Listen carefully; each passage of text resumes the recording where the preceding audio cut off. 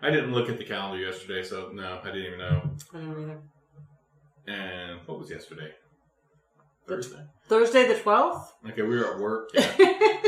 Which brings us to this. This brings us to Welcome.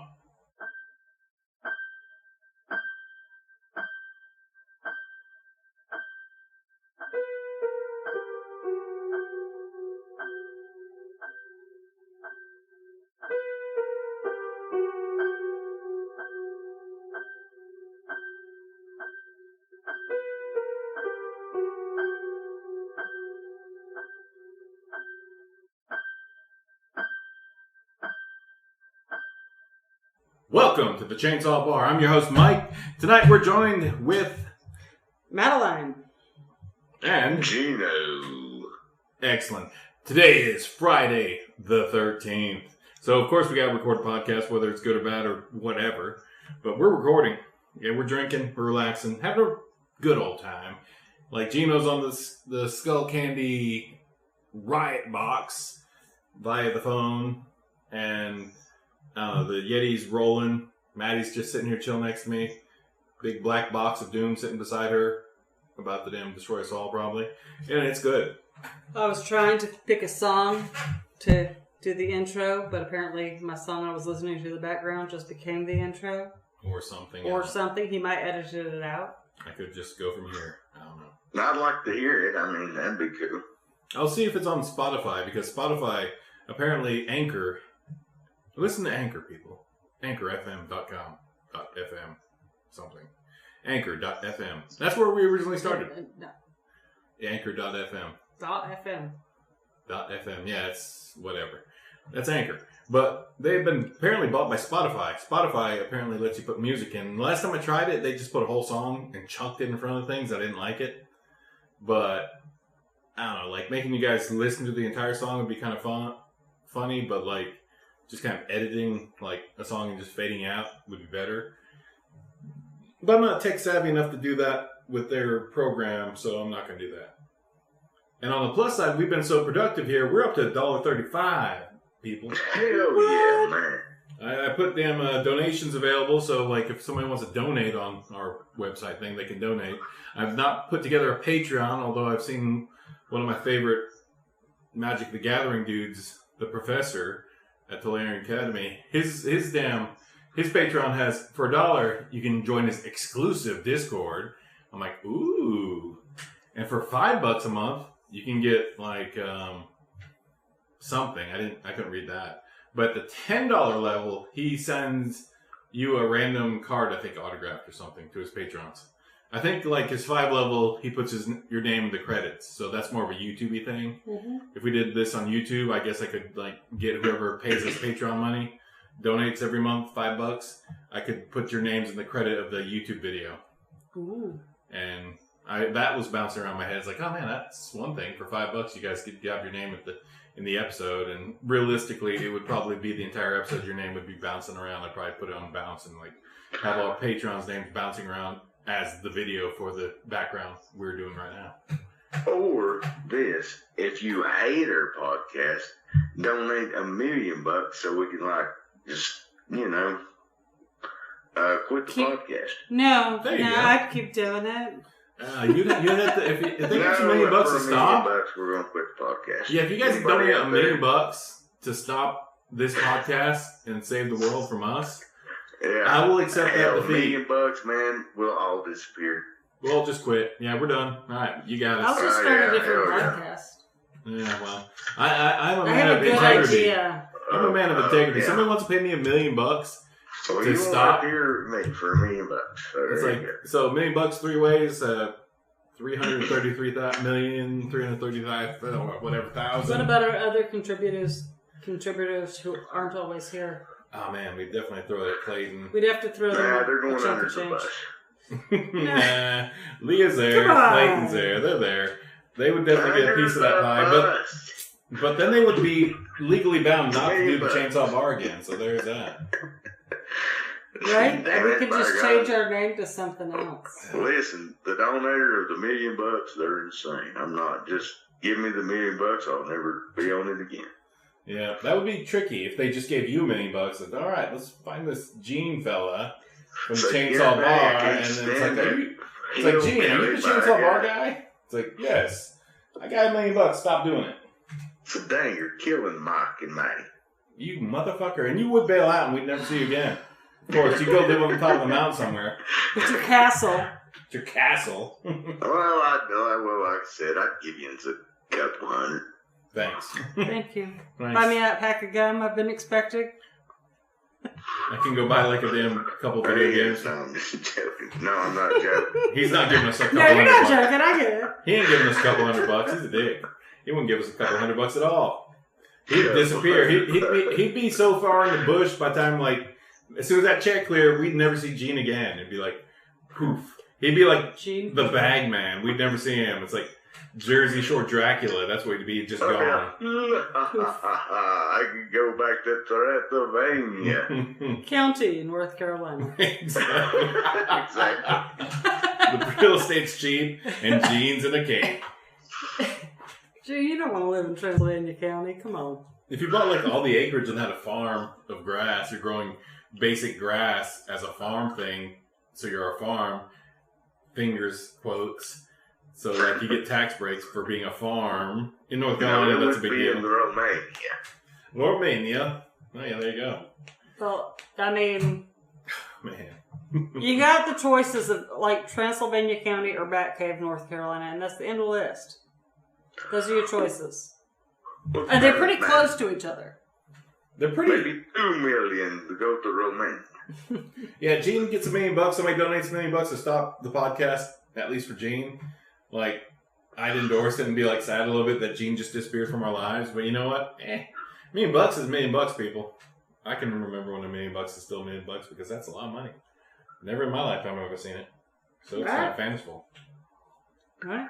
Fuck you, mega trillionaires. $1 million is still a lot to the rest of us. Yeah, thanks, Bezo, you douche. Anyway, holy shit. That's crazy. That's worth a shot. Shit. Worth a shot, man. Worth a shot, yeah, definitely. Come on, Mr. Beast. Come on, Give me Mr. your $1 million Beast. to shut down my podcast. Kill one of your competitors for $1 million. Do it. I Yeah. Vincent found a video today. They were doing a Mr. Beast shootout at the fucking ghost town in the sky. It looked like ghost town in the sky. No, it was. That was like this past winter.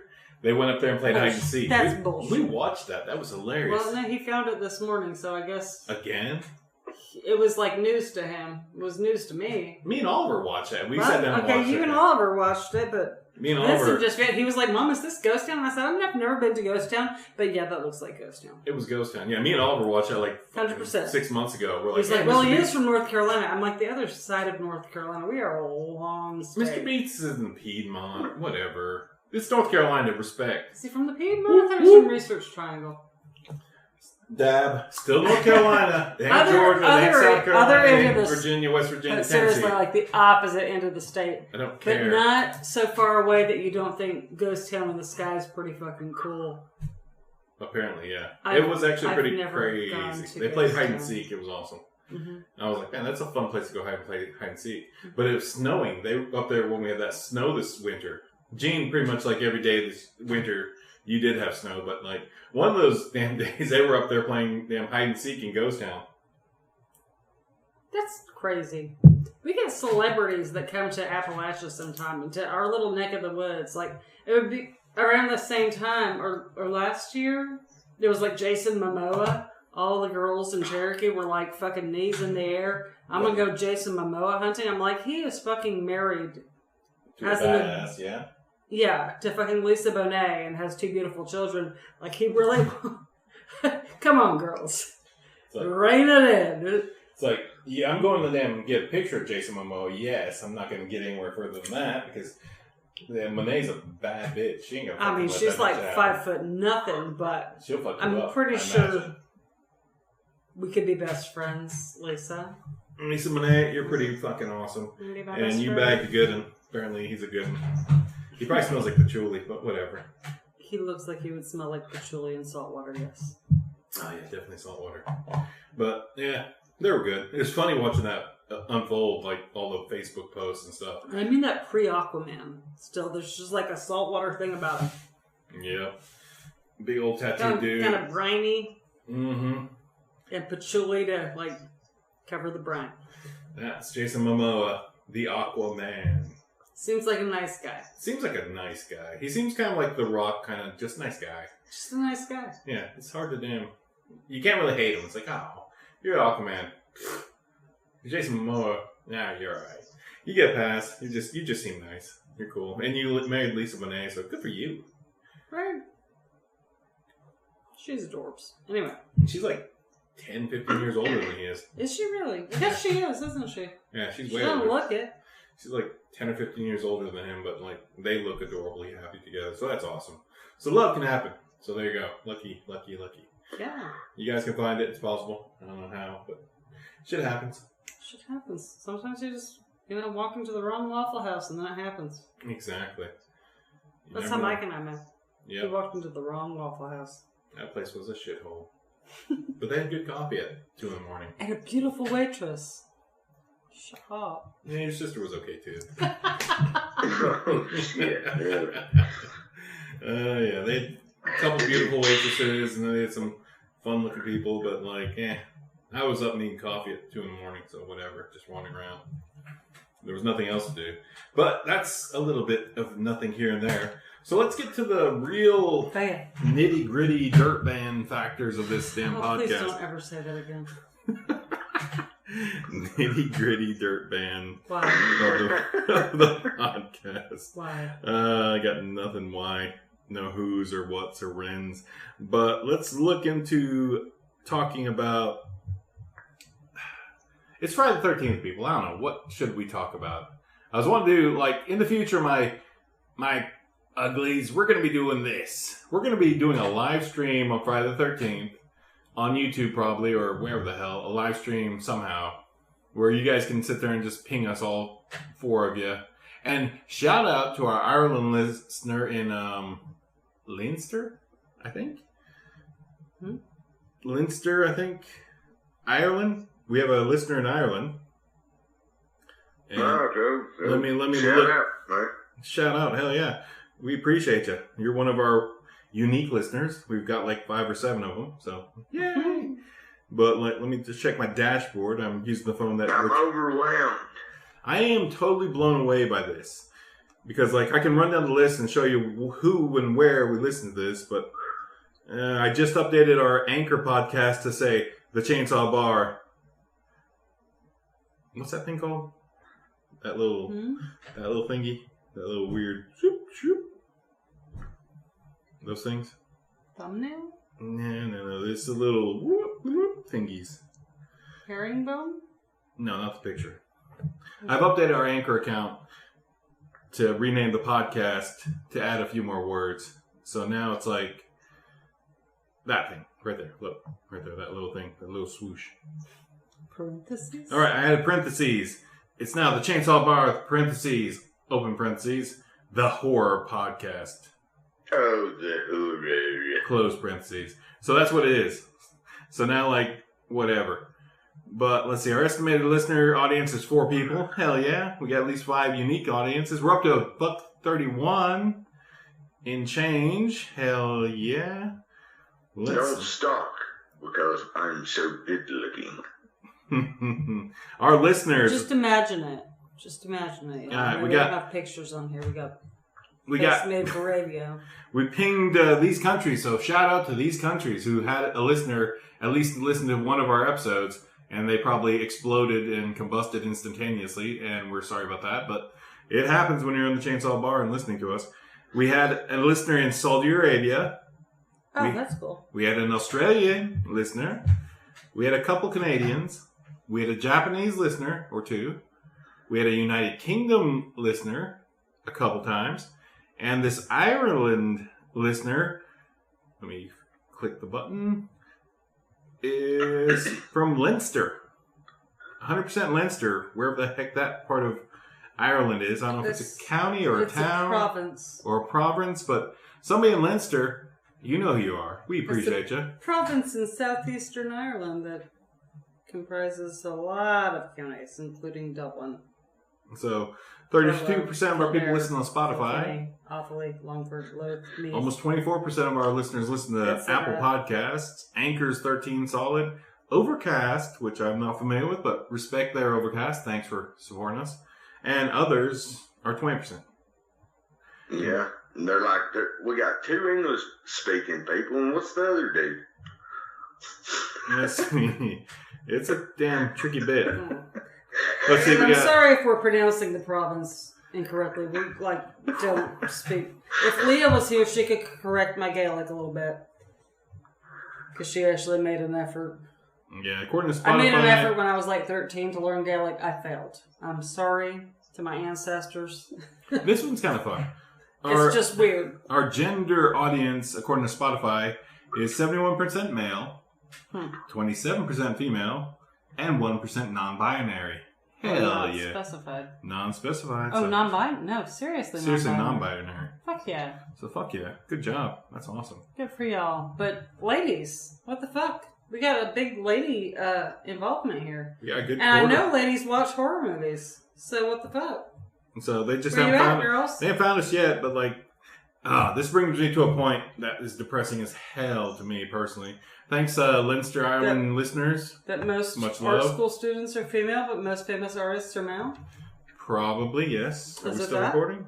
Yep, we're still recording. But brings me to a fact, and something that's going to depress the holy hell out of me when I think about it and say it out loud. Okay. This year's Mad Monster Expo, we will probably not be able to attend because we just happen to work service industry jobs, and that is occurring on Labor Day weekend, which is such a dumb thing. Which is irony. Mm-hmm. Here's the irony. Oh, yeah. The laborers got to labor on Labor Day It's bullshit. and can't go to the Mad Monster party.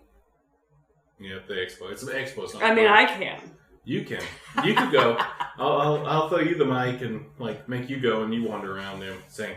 You probably actually could pull it off way better than I could because I could. you're a pretty damn chick and Right? I put on a corset hey, boobs in your face.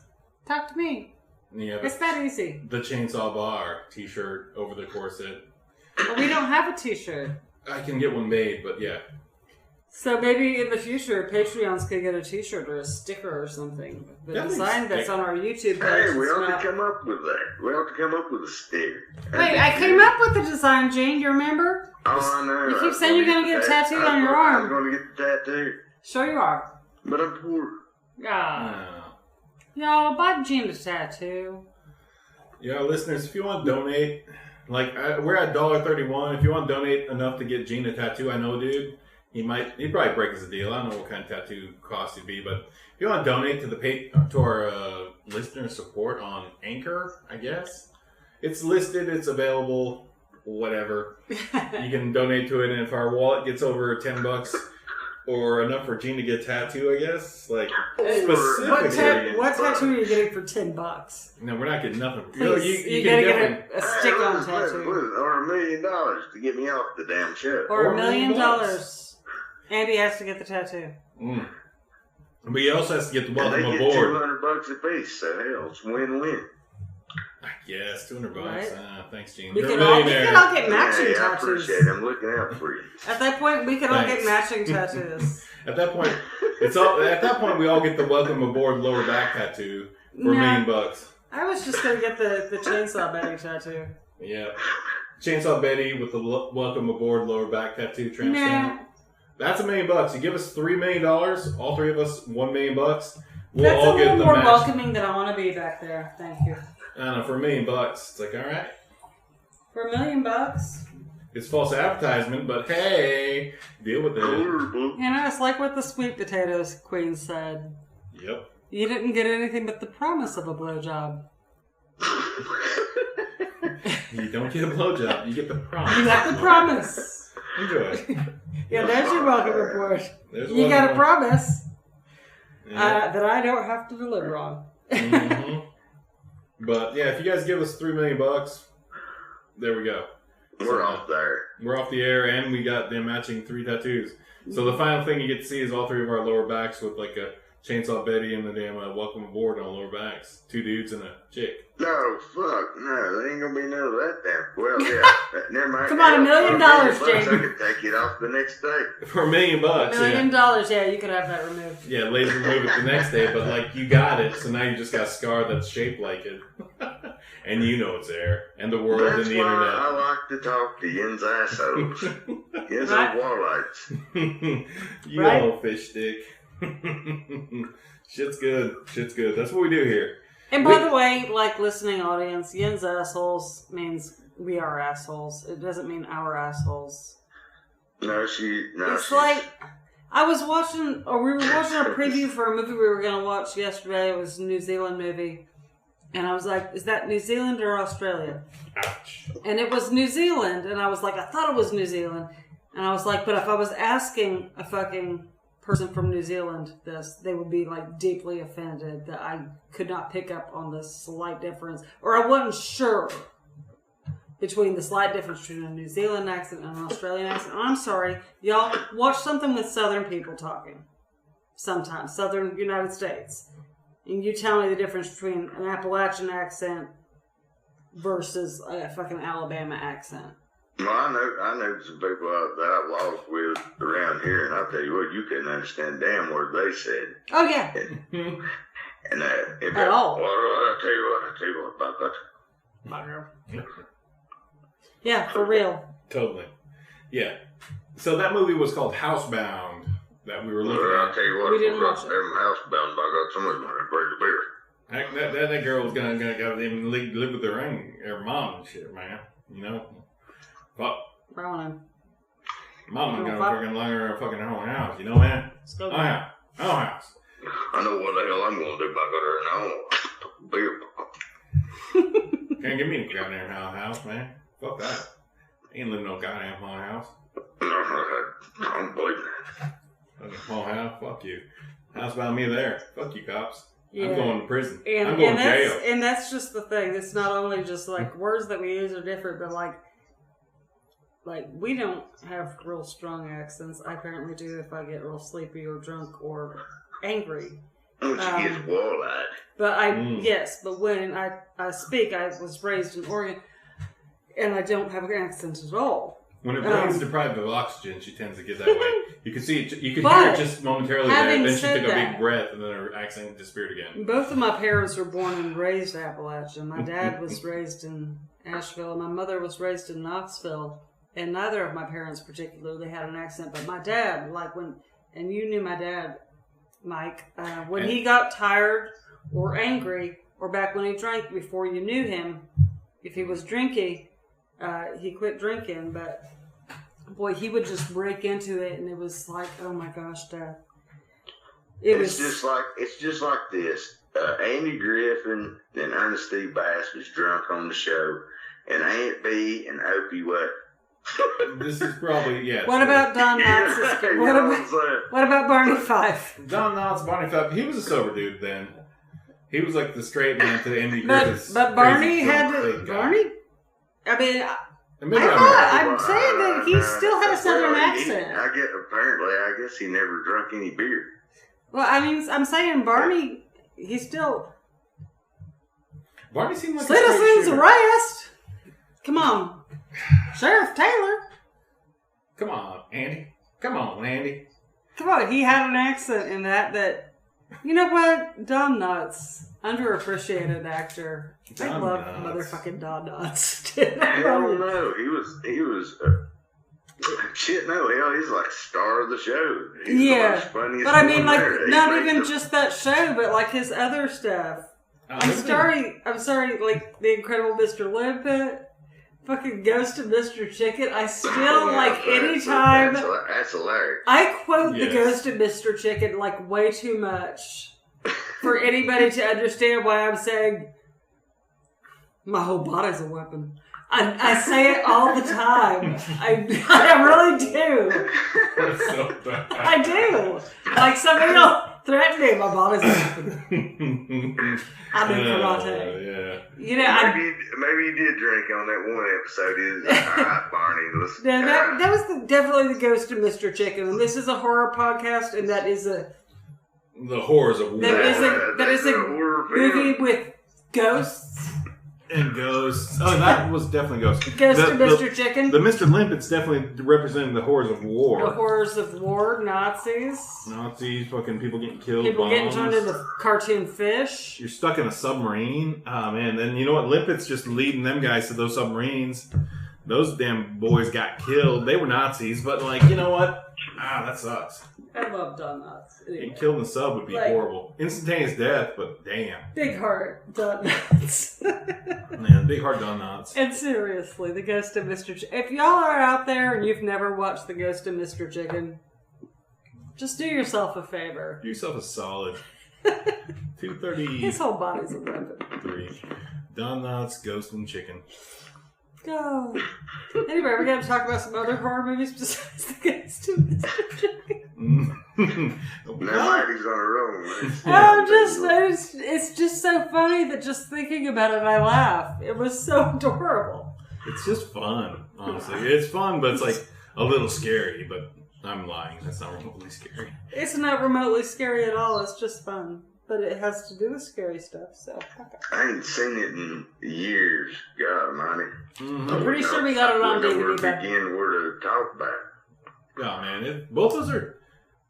They're both so weirdly similar in the fact that they have the same film company and all that, but the stories are so different. Are they both Disney movies? I think so, yeah. I know that they played Mr. Limpet on The Wonderful World of Disney when I was a kid. Though it was like Mr. Limpet, fucking Bedknobs and Broomsticks. Mm-hmm. Which is also occult themed when you think about it. Angela Lansbury playing an old granny witch. Yeah, there you go. Totally. Weird, but truthful. You there, Gene? Yeah, I'm with. Yeah, what'd you do? You changed your voice sounds different. Did you move your phone weirdly or something?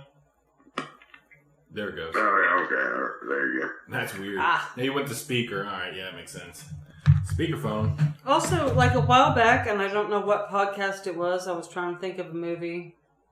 I couldn't think of it, where like the punk rockers versus the hip hoppers out in the brawl. That movie was called Class of 1984. Class of 1984. What was that about?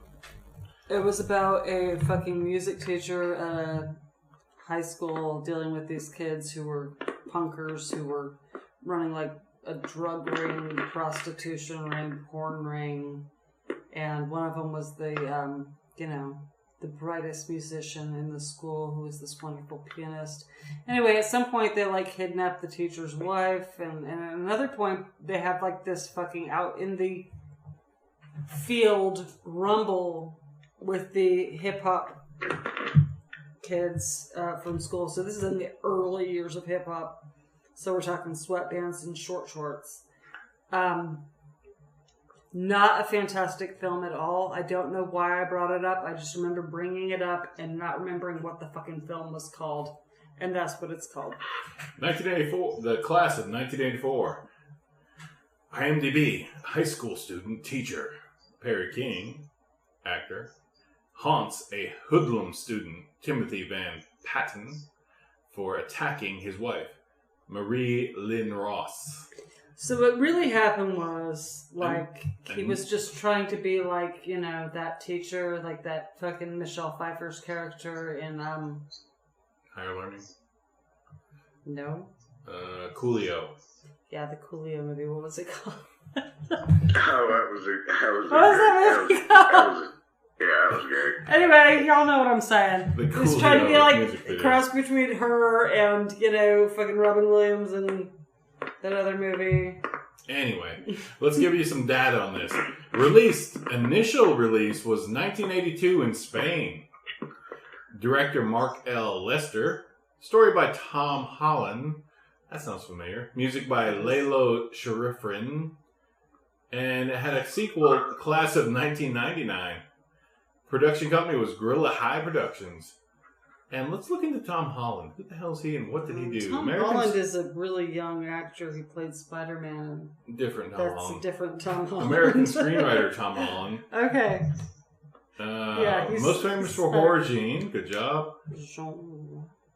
He penned the 1983 sequel to Alfred Hitchcock's Psycho, and directed the first Child's Play franchise movie. Directed the first Child's Play. Yeah. So that's why he's familiar. Yeah. So he directed the first Child's Play, wrote the sequel to Psycho, and directing the cult vampire film Fright Night. That's why he's the famous one. He's the director of Fright Night. Oh, shit. That was the vampire movie. That was love a Fright great Night. movie. Damn it, man. I don't think we ever talked about that. We might have. Yes, we have. You know. A little bit, but definitely not enough. Definitely not with you enough. Okay, yeah, but we have talked about Fright Night because there was the whole thing. Should I watch the remake? Should That's I a not good watch one, the so remake? I mean, we could go back to that one, but Tom Holland, man. Much respect. That dude, man. Jeez. Yeah, I love Fright Night. I'm not see. gonna lie. It was probably on my list of top vampire movies. Well, let's check his Wikipedia since I've got the internet there. a lot of people don't like vampire movies. I mean, a lot of people don't like them. I mean, it's just, like I said, it's just a following that genre, just like it is on, hell, I don't know. Oh, man. Certain things like Friday the 13th. I mean, a lot of them movies, they wasn't worth a shit. True. But True. you had to watch them, you know? What else we can do in September every year? Like August, September, October. It's like, new Friday the 13th. Well, at least there's one day of the month that doesn't suck. I've got popcorn, candy, and a movie to watch, and I'm going out of my house, so that's fucking awesome. And it's Friday the 13th, so you know what's going to happen. It doesn't matter if you like it, like the movie or not. We're going to go watch it. Mm-hmm. The Chainsaw Bar will watch the damn movie whether we think that. What was that one? Friday the 13th, where they went to space. Jason X, I believe. Yeah, Jason X. Jason Goes to Space, I believe. I'm not going to quote. Yeah. I like I said, if you're a sci-fi person and like horror films, that's the most awesomest movie you've ever seen. Probably. All right, let's go down Tom Holland's damn. Dangerous Minds. God damn. That was... Dangerous And Minds. the other one was Dead Poet Society. So one of those kind of teachers who wants to be like the inspiring teacher, but he turns out to just be a douchebag in a corduroy jacket. And the kids are like, fuck you, we're gonna like kidnap your wife. Unlike Brian from Family Guy, when he became a teacher, and they kind of angled him that way. He told the kids they could be good janitors and good prostitutes, and they were like, really? You think we can do that? And they were like, yeah. He's like, yeah, sure, why not? And they were like, man, nobody's ever told me that. And then they were all inspired to be janitors and prostitutes and just not just failing out students, getting addicted to drugs and dying. So, like, in that end, Brian pulled off his damn Dangerous Minds movement. And seriously, what's wrong with being a janitor? Nothing at all. You're fucking well-paid laborer, probably with a union job. Oh, man, yeah. You got union benefits? Woo! I mean, I'm sorry, I've worked as a housekeeper, and it's like, it's legit work, man. And it's not unskilled labor either. It's not unskilled, so don't even say that. Anytime I go somewhere, we had a motel when I was a kid. Anytime I go somewhere, I look at the fucking damn housekeeping, and I go, I was doing better than this when I was 12. I did a better job. Because my dad would, like, white glove it. He would come and check for dust on the inside of the lampshade.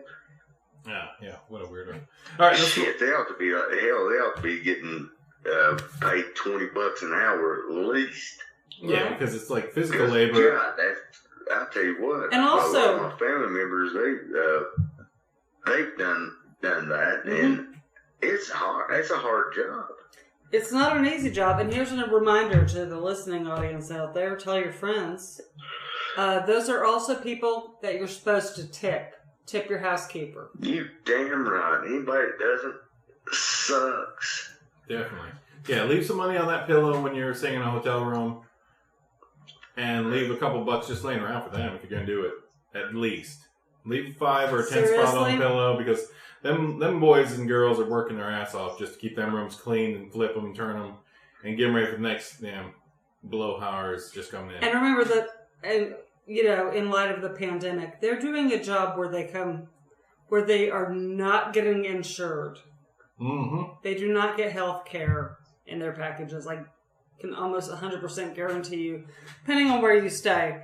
But they are doing a job where they are dealing with other people's... I mean, I've gone into rooms where there were like fucking used condoms hanging on a doorknob. Somebody thought it was funny to hang a used condom on a doorknob. And the housekeeper, being like a fucking 16-year-old girl, me, had to clean that up. Y'all, be respectful. Yep. Pretty fucked up. Yeah. Oh, that's not even the worst. All right, let's go. Well, let's not even go into that one. That's horrible. Well, that's not. Let's not, but that's true facts, people. Like family-run motels and stuff. Assholes. Yeah. Don't be an asshole in your damn hotel room. Don't be a fucking douchebag. Clean up after You'll yourself. get a fucking flat tire when you go down the road. Yep, you'll get damn caught by some U-turn motherfuckers and get damn raped and murdered. Because you deserve it. Okay, well, let's not say people deserve to be raped and murdered. If you're that kind of person. You die in a horror movie. If you don't tip your housekeeper, you don't deserve to be raped and murdered. But you do deserve to be informed, so that's what I'm doing here. You don't need to be. The hills have eyes. And if the road is gravel, turn around. Exactly. You know, we were just on a road trip. No, let's stop that. Think that one out for a moment. Let's ping. I really wanted to ping Tom Holland, and you guys have been talking. So Tom Holland movies. It's really fucking impressive. Tom Holland. I'm gonna run director or writer, and I'm running these movies. 1982, he wrote The Beast Within and The Class of 1984. 1983, he wrote Psycho 2. 84, he wrote Cloak and Dagger and Scream for Help. 1985 was his breakout year. He wrote and directed Fright Night. Yes, that's it. Then 1985, he also, 87, he directed Fatal Beauty. 1988, he blew the doors open again by writing and directing Child's Play. Great. Thinner? He did Thinner? 1993, he directed The Temp. And then 1996, he just kind of nailed it by writing and directing Thinner. And then 2010, To Hell With You, he directed. It was a short film. And apparently he's credited for the 2011 story of Fright Night, of course. That's the remake. And then he directed Rock, Paper, and Scissors, which I'm not sure what that is, but I'm pretty sure it's something. It's probably good. Hey, we're going to have to pick that one up. I'm going to have to pick up this documentary. There's a documentary here. Apparently there's a documentary called You're So Cool, Brewster. The story. The story of Fright Night. It's a documentary film. Okay, I honestly use that line way too much also in like random conversation. You're so cool, Brewster. Mm-hmm. And then I'll call you evil and you say, I told you not to call me evil.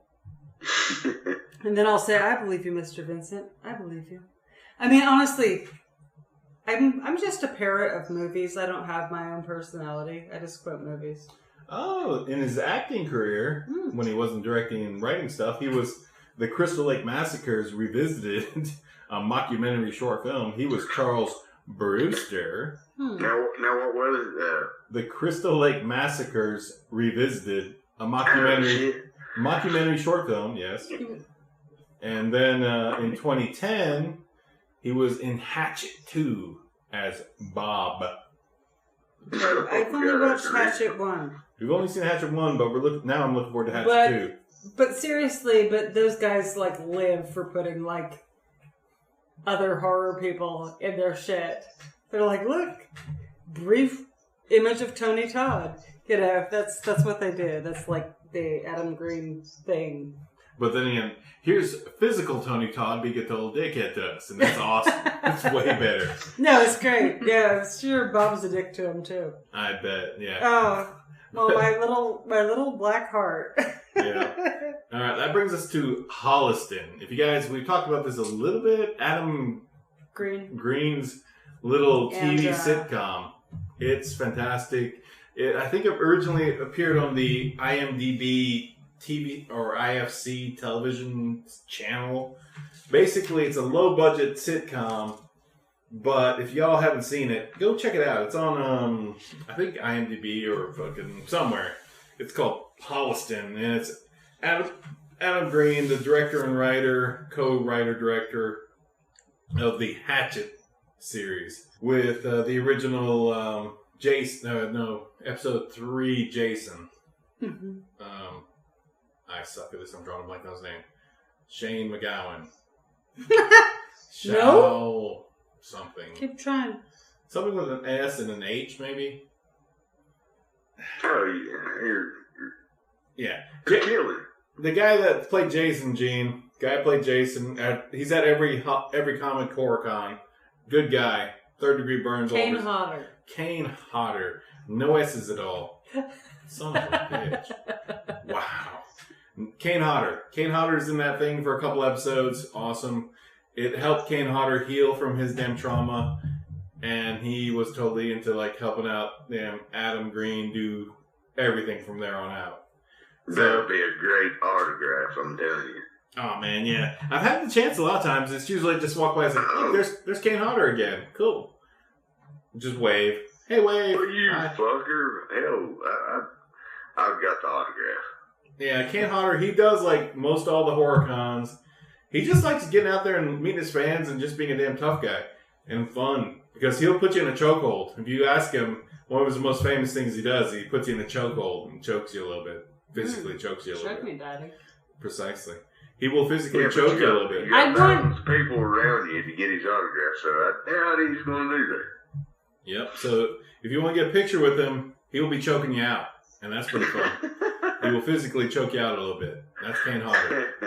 And he's a funny guy. He's got that damn rapier wit that us horror people love. He's just funny. He's just that kind of just down-to-earth kind of damn actor.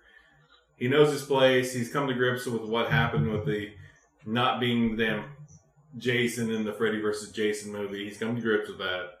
Thanks. I've never seen that. You didn't miss much. I've never seen it. I just thought it was like,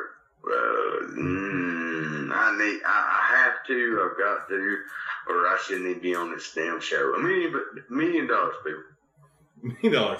$1 million for Gene to get off the damn podcast. Somebody give Gene $1 million, and then we're gonna beat them to fucking death with that $1 million in a big old fucking black damn bag made of metal. We're beating you to death with the $1 million they gave us to damn give to you. It's an irony. Yeah, I don't even watch horror films. I watch westerns. Did I say that? You did. Oh. Who cares? Westerns are good. Blazing Saddles. The world is loving Blazing Saddles for some reason. Like, in the last week... Just now? Did they just now find Blazing Saddles? Apparently the youth did find Blazing Saddles in the last 2 weeks. Because I've seen like poker in the corner, where the white women at? Where the white women at? Hey, That's boys! I don't care what anybody says. That is a funny movie. Yeah, I'm pretty sure it's universally considered funny. It's universally funny as shit. You can't put that on TV very easily, but that shit is fucking premium chef's kiss brilliance. Mel Brooks at his best. Mel Brooks. Oh, yeah. Fucking all fucking 12 cylinders fucking blazing through the West. It's gorgeous. He's like, get a rope. Throw it out there. Oh, we about lost a $400 card. Oh my gosh, what? Yes. It's like, don't do it. Don't do it. I'm Don't do it. Yes, I've got to do it. Gotta do it. Oh, man. It's like they're hanging the guy and his horse. Like, we're hanging the guy and his horse. Like, wow. Oh, man. So good. And once again, like, I love Madeline Kahn so much. Oh, Madeline Kahn's so funny. She is just... She's I was at the German chick game. Yeah. In that one, yes, she is the Marlene Dietrich. Yep. I'm so tired. No, and seriously, like, if you have the film and you watch the, like, behind-the-scenes stuff, like, apparently that scene where famously it's in the dark and she's like, oh, it is what... Basically, it implies that she, like, feels his penis and he has a big penis. But originally, the script, he said, that's my wrist. That's fine. Can I have my arm back? Yeah. So, it's like Gene Wilder was like, originally that set, like Gene Wilder said, like, that was a great thing when it went dark. And one of the original lines was like, oh, you have, it is true. It is true. It's so true. It's so true. And he's like, can you stop sucking on my arm? Is what the line was originally supposed to be. I was like, that's Come on. cool, but can you stop sucking on my arm? But pure brilliance. That's so good. That's such the best damn Mel Brooks. Just like his time area, he could pull off the most raunchy, craziest, damn funniest shit and just have it accepted and into the lexicon of the world. And stuff that would not get past censors today. It would definitely be like... Even like some of his other stuff. Like, I'm not sure. It's like like Spaceballs. I didn't get a lot of the joke. I loved Spaceballs when I was a kid.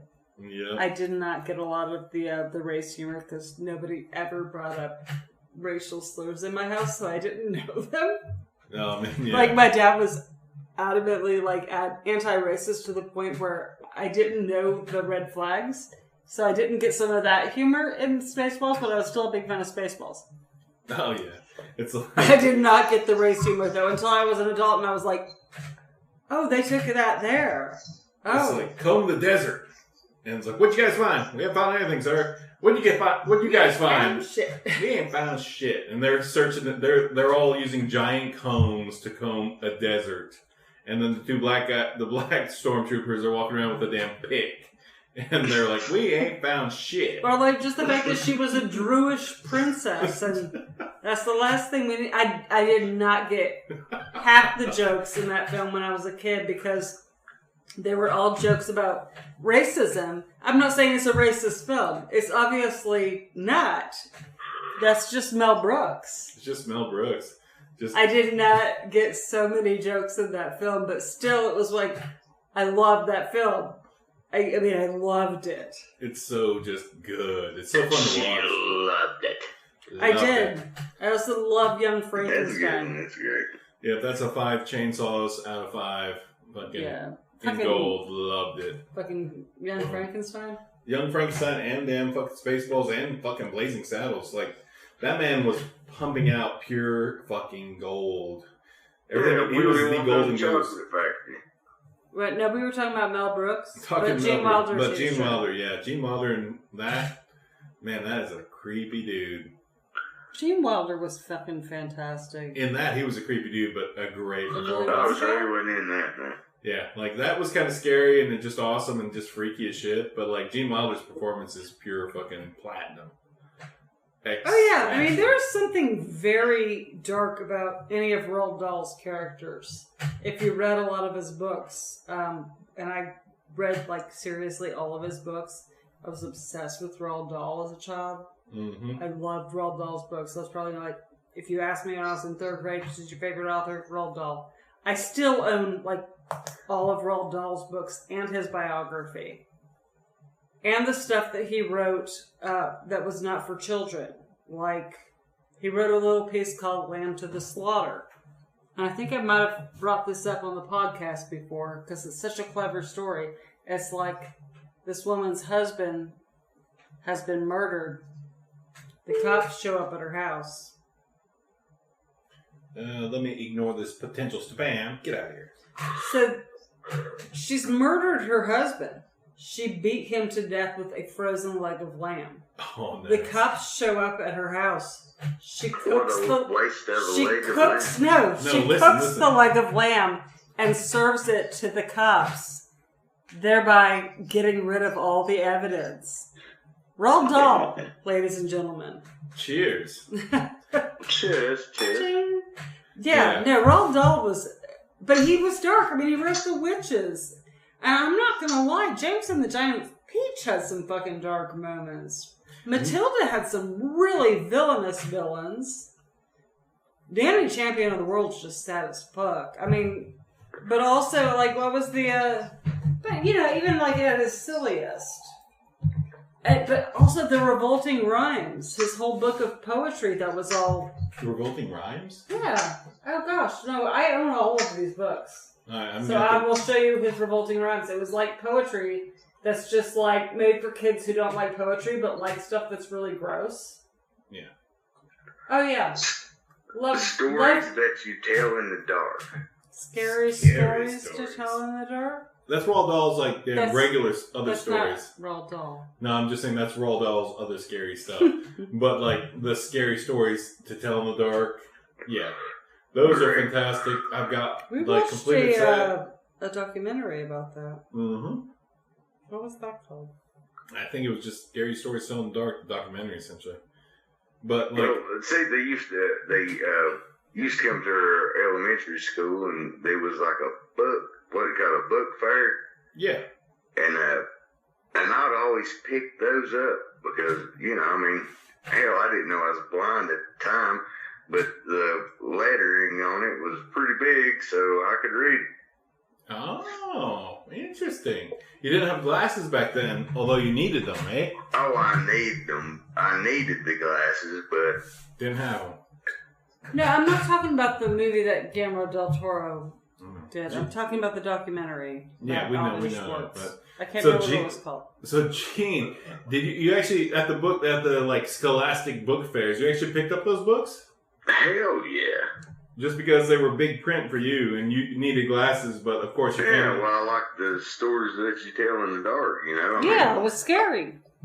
That's one of the ways I got my kids to read. I was like, Oliver especially loved horror, so like Alvin Schwartz and fucking R.L. Stein. It was like, R.L. Stein. Seriously, if I could get my kids to read something, or if they wanted to watch something, I'd be like, "Oh, you want to watch The Exorcist? You got to read The Exorcist. You want to watch this Stephen King movie? You got to read it." I also did that with Harry Potter. Terrible. All right. Well, so, whatever. So, Gene, it got my kids to read. All right, sometimes that isn't easy with boys, or in general. Yeah. Sorry, boys. Some boys like reading. Anyway, Gene, tell us about your art. Who wrote those things? Alvin Schwartz. Alvin Schwartz. Tell us about like what that was about for you when you picked up one of those books. Like, did you get all three of them? Yeah, I think I only got two of them. But that one and Dracula and Frankenstein, that was the only books that I read. I remember, I think it was including a little bit of the Bible, I read, which is it's hard to understand. Horror story in some places. Yeah, you gotta skim the Bible. Yeah, everybody's gotta skim the Bible a little bit. I'm just saying, like, there's some horrific... What's this Austin 13:6? He's gonna kick my ass? What the hell's that about? I gotta fucking look that up. I was like, that isn't anything. He made that shit up. God damn you, Stone Cold. You funny motherfucker. Yeah, but like, you're right. You've got to read some... When you're a kid, there's certain books. This was the description from the damn documentary, too. That, like, as a kid, that certain books were triggers or, like, they're super damn crazy. You need to check it out. And then the books would make cycles. Like, people would damn read them all like, holy shit, that was scary as hell. And then they'd say, you need to check it out. And then they'd give it to their friends. And if, like, the library only had one copy, that book would eventually make cycles of friends and run the damn gambit of people around them. And everybody would be sitting there trying to read that book. And eventually, like, they were just old stories, retold, essentially. Yeah, they're folk tales. And they had really, well, I ain't going to say great drawings or something like that. No, they did have great drawings. They did. The art was fantastic. You're right. It that make stuck great with you. tattoos, just like one Edgar Allan Poe. I got one of my friends give me a book of Edgar Allan Poe, and it had the drawings in it, and I was like, man, this is cool. And now they're like, how do you say this? People's like, oh, it's racist. I'm like, no, it ain't racist. What? It's like the gold bug. Edgar Allan Poe? Racist? Edgar Allan Poe. Somebody said there was racist. That's and I was like, damn, if I ever get any tattoos, I would get the drawings out of this book. Somebody said that Never quote the Raven. Mm-hmm. Well, I mean, yeah, but Somebody said that the illustrations were racist. No, not the I get this illustrations, idea but- that New Englanders were generally racist in that time period, but come It's on. like, get over it, people. No, it's not like get over it, people. It's like I don't understand why they're saying anything about Edgar Allan Poe is racist. Edgar Allan Poe, no. I'm H.P. not asking people to Lovecraft, get yes. over racism. And H.P. Lovecraft, also New England, just from that time period when that was kind of like the mass, I'm not excusing that. I'd say Edgar Allan Poe is probably the greatest. You got Pit and the Pendulum. I mean, you got your own mind. You can make your own movie in your mind just reading that. I don't know why anybody would think anything. And like I said, I don't know who Because the people were crazy. I don't They know. got no sense. Wait, I don't know who the illustrator was who was illustrating what you're talking about or which story No, it was. it wasn't a bad illustration. It was the news media. Like we had a copy of an Edgar Allan, I think it was Tales of Mystery and Imagination, and the illustrations were a real famous Golden Age illustrator, Keith Nielsen, did the illustrations for that particular publication of Tales of Mystery and Imagination, and it's gorgeous. It's all like black. It's all black ink, Those you Yeah, familiar that's why with it's Keith was. Nielsen? Yeah. That's the way his illustrations were so cool. So, but very early Art Nouveau. That's some artwork. Could you imagine having the original drawings of that? Shit. God Oh, almighty. man. Original pages, the original damn stuff they Like turned over to the printers. Here's the Yeah. thing. If they even still exist. I'm sure they do. That old age, it's Um, probably turned over to like woodcut damn printing. Some of it. No, not Keith Nielsen. He was pen and ink. He was modern? Okay. No, he was pen and ink. It has that black and white feel of woodcut.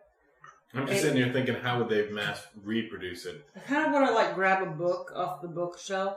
I don't know if you can find it quietly, probably, but Yeah, I'm just like a really big fan of old children's book illustrators from Aubrey Beardsley, all of those old guys. I love that kind of illustration.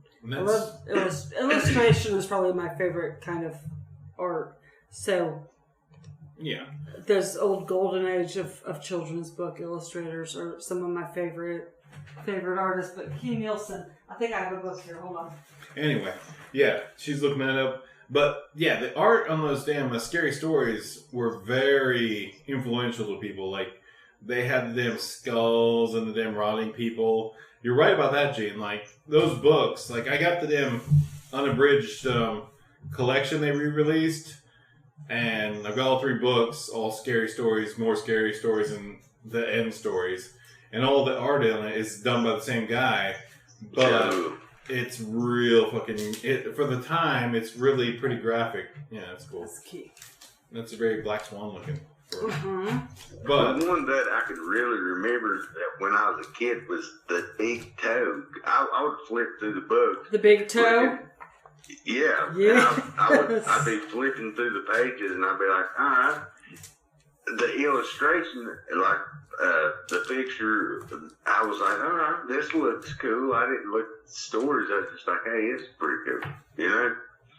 then you read the story. They all look pretty horrible, but I've read all of them, but it's been years and years ago. Like I said, I was in kindergarten, for God's sake. Yeah, that thing. I could read, barely, but taught me how to read, and so there you go. Made you appreciate a good damn scary story. But yeah, those No, were nobody never read those to me. I read them myself. a lot of people love those stories. A lot of kids love those stories. A lot of parents were not comfortable with those stories. The documentary that we're talking about was very descriptive about how much the parents were not comfortable with those stories being told. Oh yeah, there was a whole should we ban these books? A lot of those That's weird. yeah, they banned that book a lot. There was a highly banned book. It was a highly banned book. Like, a lot of parents and damn teachers and stuff, parents were like, we can't have our children reading this stuff. But it's like, this is basically Grimm's fairy tales. Come on. It really was. And it's just like, that's it. It's a slightly different Grimm's fairy tales, but basically it's all these old folk tales rebound in a new damn book. But, like, people can't take it because it's got art and a fair description of what's happening in the book. But a lot of people just were losing their minds. Like, no, we need to ban this. We can't have this damn smut in our libraries.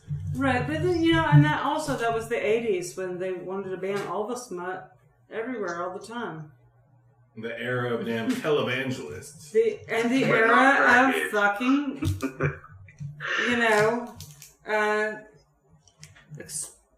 what was the group that put all the explicit labels on shit? Can't think of it. I don't know. The music then, what was the DMC? The first thing that I looked at was the pictures. The pictures, yeah. And when it looked cool, I'd read it. And then if it was really cool, then I read the rest of it. Because you couldn't just read it, and then you had to read the rest of it? Yeah, and Dracula was a great one.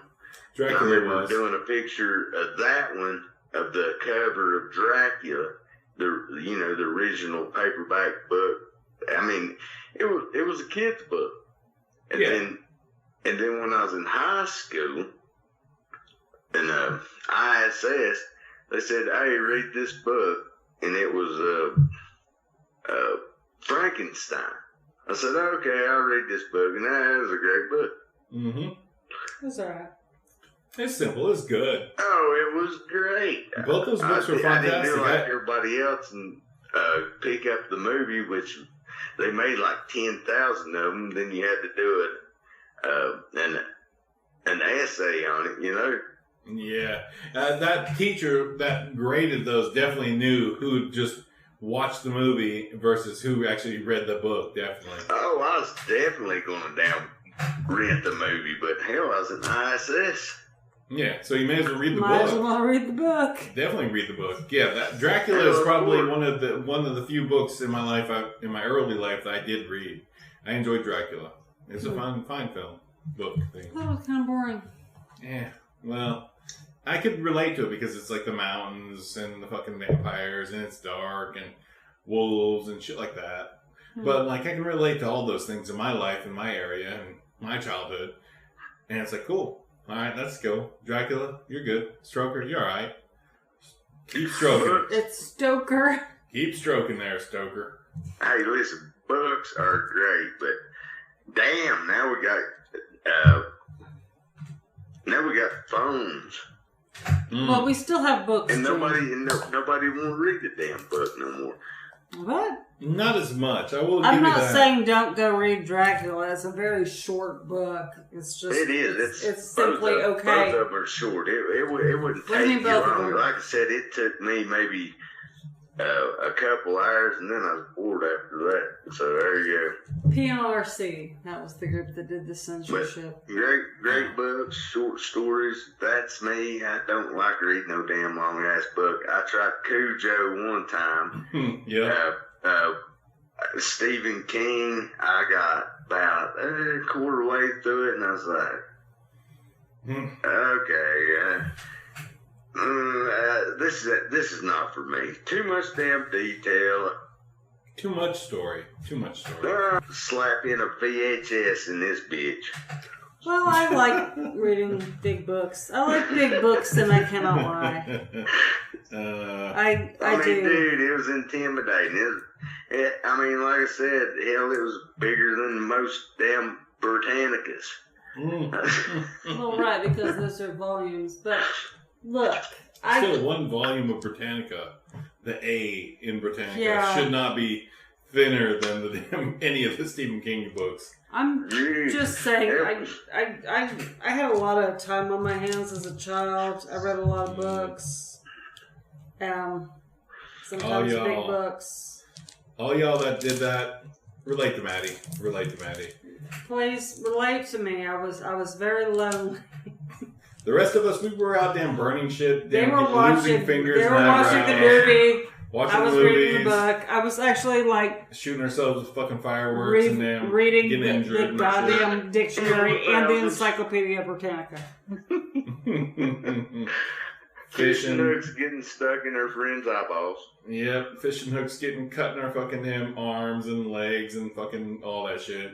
Playing in rivers, fucking crawling up mountains, thinking we were like for me, like I was Indiana Jones. Like I was also Indiana Jones. I got myself a bullwhip, so that was cool. I did too. I tried to swing on it a couple times, and it was not as good as his bullwhip. No. And you never got to go to your friend's house ever again.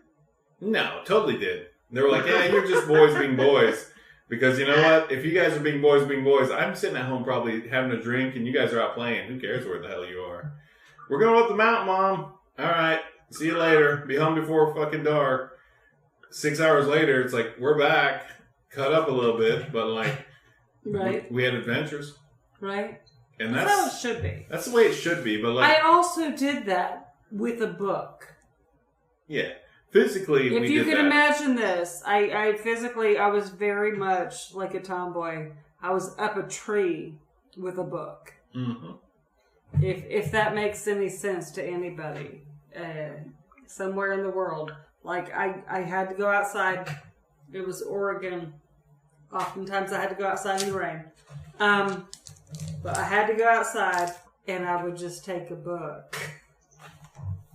And maybe a toy, and I read to my, toys. Hey, it was the 80s. People did things. Stuff happened. We had bullwhips. we got bullwhips. I didn't get a bullwhip until high school.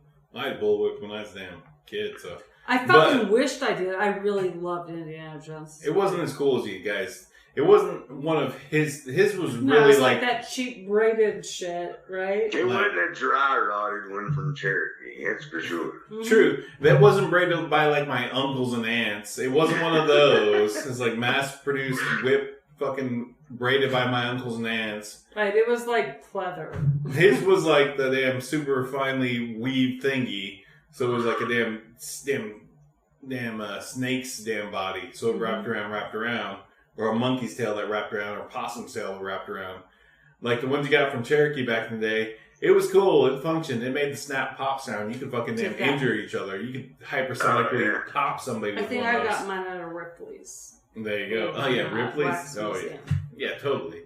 Yeah, you could pop somebody and give them a fucking horrible pop dot with one of those damn cheap braided damn tourist trap whips. But like walking around with one when you're a kid. Like, fuck y'all, I'm Indiana Jones, motherfucker. I'm popping you with this. It's like, fuck you. Guess what? Pop! It's like a lot. You actually could draw blood with that damn whip if you knew how to pop it. It's like a towel in the damn locker room, only about another 3 feet longer so you could actually run away after you hit them, after they got pissed off and came after you. You had a 3-foot run advantage. Mm-hmm. It's like, hey, bang! It's like, motherfucker! And then it's like, it's on. And then you got 3-foot damn run advantage. If you're scaring them, you're outrunning them. If you're not, you might outrun them, and then you're not getting beat up. But that's childhood. You had 3 choices: a whip, a Red Ryder baby gun, and a machete. Oh man, yeah. That was your toys. It's like, oh man, yeah. Like I had the Red Ryder. I had the Daisy. Son, just don't fall on the machete, but you can do whatever you want to the rest I of did not have a machete. I had the BB gun. I had a pocket knife. I was practical. I had the damn pump action BB gun, like the single like lever action BB gun, the damn basic as shit BB gun. The barrel is filled with BBs, and you damn use a lever and pump it one time. The basic Daisy BB gun. I got for Christmas. I almost shot my fucking eye out. Literally, almost shot my eye out. Like the first weekend I got it, I was shooting things, and then like I pumped it. We went over the mountain to hang out with our friends on the other side of the mountain, Big Cove. In the cove of Big Cove, I crossed the mountain. It was winterish. It was weird because it's like it's snowing out. We're gonna go hang out with friends up in the cove, up Big Cove, and to do that, we had to go like half a mile, cut left. Go over the mountain ridge, cut down, go 1/4 mile, and then meet our friends at his house in Big Cove. in the cove, in the loop part of Big Cove. And seriously, our kids have done similar things. But it's like I'm just sitting there shooting. It's like, look, I got the BB gun. And they're like, oh shit. And where it's like, look at this. It's the damn classic paper damn cylinder full of BBs, and you just pour it in there. And it's just like bang, bang, bang, bang. I'm fucking injuring squirrels. I'm injuring birds. I'm injuring whatever the fuck I'm shooting at. Not in winter as much, but like it was winterish. Injuring some leafless trees. Now my dad taught me. He taught me not to do that. He said, "Do not shoot birds." He said, "Shoot targets, stuff like that, and do not shoot good on your wildlife dad. with that." That is absolutely right. And that's how we've raised our kids. Thank you very much. Good job, Jim. And so I shot a bird one time, and my dad said, "Son, listen, you killed the bird. Look at it." Ah, man. He made me feel sad about it, and I never done that again with that baby gun. No. Honestly, I've never really shot. I never, like, in that era of my life, I never really actually hit any of the animals. I shot at them, but, those things are, you're not a marksman if you're a little kid. You ping them, and you don't actually hit them, but you're shooting at them, and it feels like you're shooting at them, and they're running away. I've never really actually killed one, but I did shoot the damn pine tree one time, and physically hit the pine tree, and watched the BB fly back towards my eyeball. Like, oh shit, here comes the fucking BB. It's flying straight at my eyeball. I was like, fuck, I'm going blind. God damn, I'm a pirate. And then, boom, it hits just below my eyeball. I was like, fuck! I was like, I just shot myself in the fucking eyeball. But it just hit below my eyeball. Like, just below my eyeball, fucking welted my eyeball. Like, the damn, outside my damn face. But I got to see the fucking BB fire hit the tree. And then I actually got the slow-mo, watch it fly back towards my face and hit me in the lower, like right below my eyeball. It was horrifying. But generally, we just shot at shit. We didn't really hit anything. Like, I don't remember ever killing anything with that BB gun, but like fucking 5,000 shots of BB rounds were shot into the world. Like, no doubt. Like, ping, ping, ping, there's a tree. Let's hit that leaf. Let's hit that branch. Let's fire shit. Let's just shoot shit. But really, we never hit any animals or nothing, but we were fucking rampaging around with that BB gun. It was fun. But never hit anything, never really got marksman level being shooters. But just having that level BB gun, not like the pellet gun I got now, which is a fucking beast. Like, I'll be more careful with that motherfucker. Like, I'm shooting at the things, but I don't want to hit the thing. He's shooting at a target most of the time. Most of the time I'm shooting at targets or cans, because it's a .17, like, rifle. Like, 22 rifles are 22 caliber rifles. It's a 17 caliber rifle, air rifle, and it'll kill a thing, or it'll ping a thing pretty rough. I've shot 2 rabbits, and they ran off into the bush, and I've never seen them again. I'm pretty sure I either killed them... With cause. Yeah, with cause, fuckers. They were in the garden. They were in their garden. They don't need to be there. I've thumped them, and they fucking ran off, and then they've never come back. They probably died, or they got thumped. And then just kind of fucking said, fuck this, I'm running off as far as I can, and never came back. Because, like, I don't know, I've never seen them again. But I've never smelled rot or nothing, so I know I didn't kill them. They didn't die anywhere that something didn't just go eat them. But, whatever. Maybe. Whatever. But mostly that pellet gun is that's a ruthless bastard. Like, the BB gun I had, it was a damn toy that would take out your eyeball. Anyway, so back to horror movies. Horrible. Horror movies? Horror, not horror of life. Horror movies. What do you remember about Lowriders versus Zombies from Outer Space, Madeline? It was super cheap. It was super cheap. Oh, man. We got to cover this. Gene, I'm going to do the quick search here, but on the phone that we're talking to you to him. But, we watched this movie called Lowriders versus Zombies from Outer Space. Exactly. Because it's fun. That's why. Because we like cars. Because we like Jello culture. Oh, hell yeah. From outer space. And we like zombies. And we like aliens. So, everything well, was there. I finished the Chucky movie. The Cult of Chucky. The Cult of Chucky. Yeah, we were talking about that last night. I finished it today. Yeah, it's pretty gruesome. Gruesome, really? Huh. Yeah, it's gruesome for all the Chucky fans out there. 100%. Yeah. Gruesome. Gruesome. There we go. Let me, I'm good. 122, called Chucky, gruesome.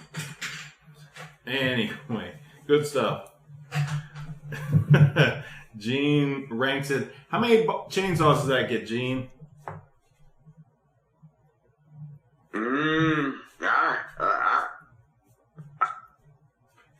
Leading up to it and stuff, I give it 4 chainsaws.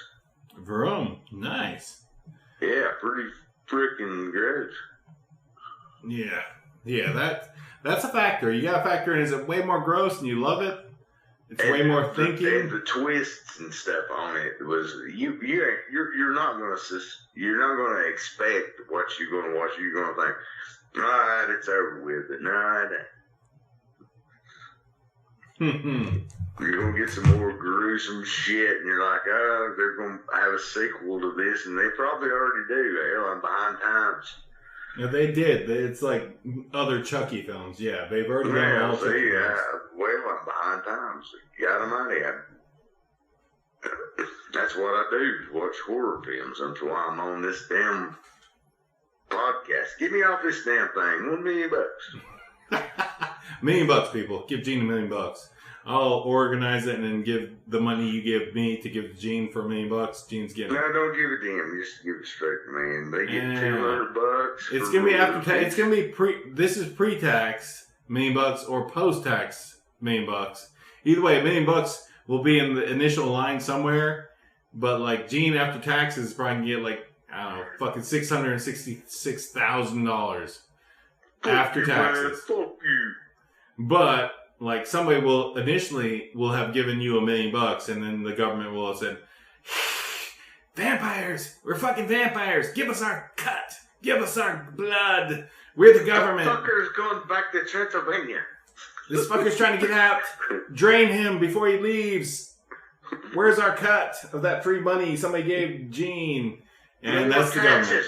No more taxes out of this vampire bastard. Yep. So that's it. Yeah. So give Gene $1 million, somebody, so like he can stop doing the podcast. We'll miss him, but like $1 million, man. Gene's taken care of. He's lived a hard life, but what the fuck ever. But hell, they can quit too, because I'm giving them $200. $200. $200, man. That's a lot. That's a lot of cash. That's a lot of cash. I'll give you that. I can't deny that's a lot. Damn hamburgers, man. That's like 200 hamburgers from McDonald's, maybe. Shit, man. You ain't gonna starve to death. I don't know. That's less than a year's worth of hamburgers, Gene. I'm sorry. I'm just dreaming. Yep, that's a dream. All right, back to this. Lowriders versus Zombies from Space. A micro-budget independent film made by an almost all Latino cast and crew. Inspired by sci-fi classics and B-movies, the film pairs unlikely heroes with unlikely weapons in an attempt to save the Earth. There's your plot summary, people. Lowriders from space. It's a comedy, sci-fi horror film set in San Antonio, Texas. It's 80s style. It's super shit fucking low budget. Like, honestly, you could probably skip... No, that was the other one. This one's alright. It's just... bunch of damn dudes gonna have a lowrider convention at the damn VFW, I guess, or wherever the hell they're going to have a dance, and then there's like a bunch of damn Mexican dudes and Latino people just at a damn... Essentially like a VFW, having free drinks or having drinks and just kind of dancing and music is playing, and it's just like, you know what? That's just fun. Like, there's a bunch of tables set out, there's some food out there, there's a bunch of damn beer, everybody is dancing, and then, how the hell does this work out? Oh, God, alright, that's how it starts. Oh, yeah. Actually, it just Probably it horrible. started in this Cheech and Chong kind of way. Very Cheech and Chong kind of way. And then it just really wasn't fantastic. But you know what? They're out there. They're doing it. They're out there doing it. But also, there was like the whole Cheech and Chong angle is these guys are out there looking for this pot. They're like, there's this pot farm out here hidden, and I know where it is. And they were out there hidden it. This meteorite falls into the earth, crashes in the pot field, and the pot gets fucking alienized. They go collect the pot, and it turns them into zombies from smoking the pot.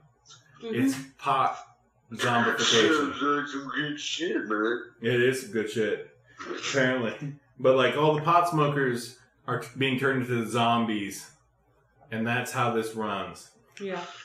And it happens at a damn lowrider convention. They're just regular Tuesday night lowrider convention where all the lowrider people are just like, all right, let's go down to the VFW building, the damn fucking whatever, the community building, and where we just meet up in their parking lot. All our cars are here. Everybody's just showing off their wheels. They got their cars cleaned up, and they're just showing off. And they're going to have a drink or two in the damn building and coming out, just hanging out, talking about each other and talking to everybody. It's just a good old time. But then, like, sounds like work.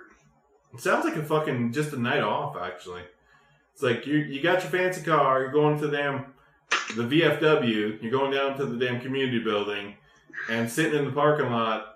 Having your damn gin and juice and your fucking damn beer or whatever the hell you're doing. And then you're just walking around looking at everybody else's car and just talking to them because they're all your friends and family and distant relatives and whatever. And just people in the area that love cars. But a couple dudes there bought some of that alien pot. And they smoked the alien pot. And it turns them into zombies. And they're out attacking people, infecting people. And then their whole fucking lowrider thing, convention, little get-together is fucked up because zombies. People are fucking zombies. Trying to beat alien zombies. Because you know. Because you know what that's... the hell was that anthology where they was at the drive-thru and he was eating that popcorn? That was good enough. Chillerama. Yeah, you're Chillerama, dude. That was great. Maddie, talk to Gene. I gotta go another damn drink. It's on you. Oh my gosh. Chillerama. Chillerama. What's up? Actually, we watched this movie, Lowriders vs. Zombies from Space, because of another film that we watched, which was also cheap, called Wolfbane, Save My Name. Look, it's a downward spiral when you start getting into it, but these people are like, seriously, they just want to make their shit, and it's awesome that they're doing it. It's awesome. It's like, you know, we did talk about Wolfbane, Say My Name, right? Yeah. Okay, so we watched that, and then somehow this Lowriders vs. Zombies from Space came up. And, like, how can you refuse the title? Like, Lowriders vs. Zombies from Space.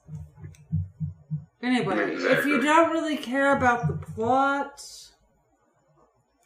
and you just want to see some cool lowriders and some, like, stoner zombies, that's basically what you're getting into.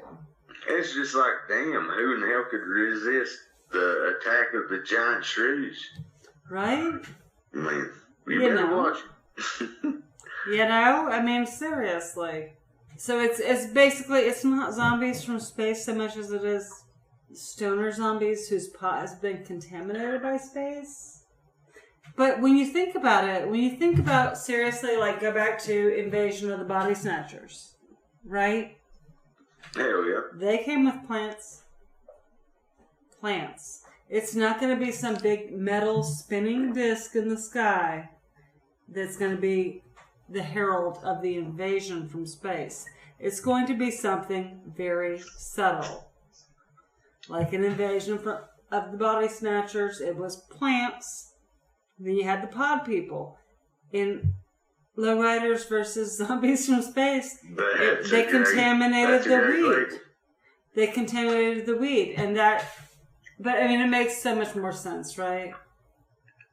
It's something that's going to be organic and easy to not notice. Attack of the Killer Tomatoes. If that ain't organic, kiss my ass. Mike has never seen. I tried to make him watch Return of the Killer. I tried to make him watch Return of the Killer Tomatoes the other week, and he got halfway through it, and he was like, "How the fuck is George Clooney even in this?" I was like, "I know what you didn't know about George Clooney world.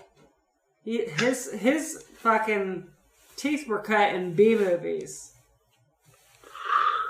I know I've seen it. Now, but Return of the Killer Tomatoes. Just being so fantastic in that the tomato wars already happened, and now we're having this place that is a pizza place that has no tomatoes.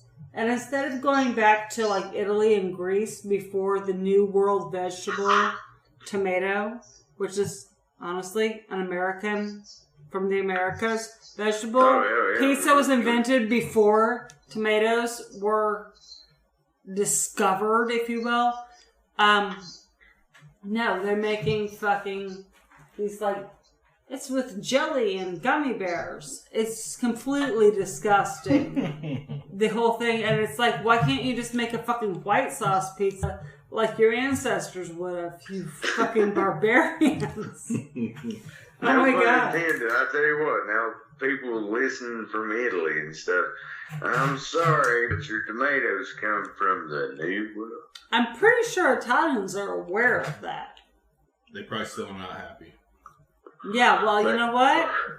But 100% Jens mastered the pizza. 100%. Great. Good for you. Unless you talk to a New Yorker or somebody from Chicago. Hey, in that case, they fucking mastered the pizza. And pizza wasn't even invented in Italy. But go on. Forget about it. I'm saying tomatoes, New World vegetables. A lot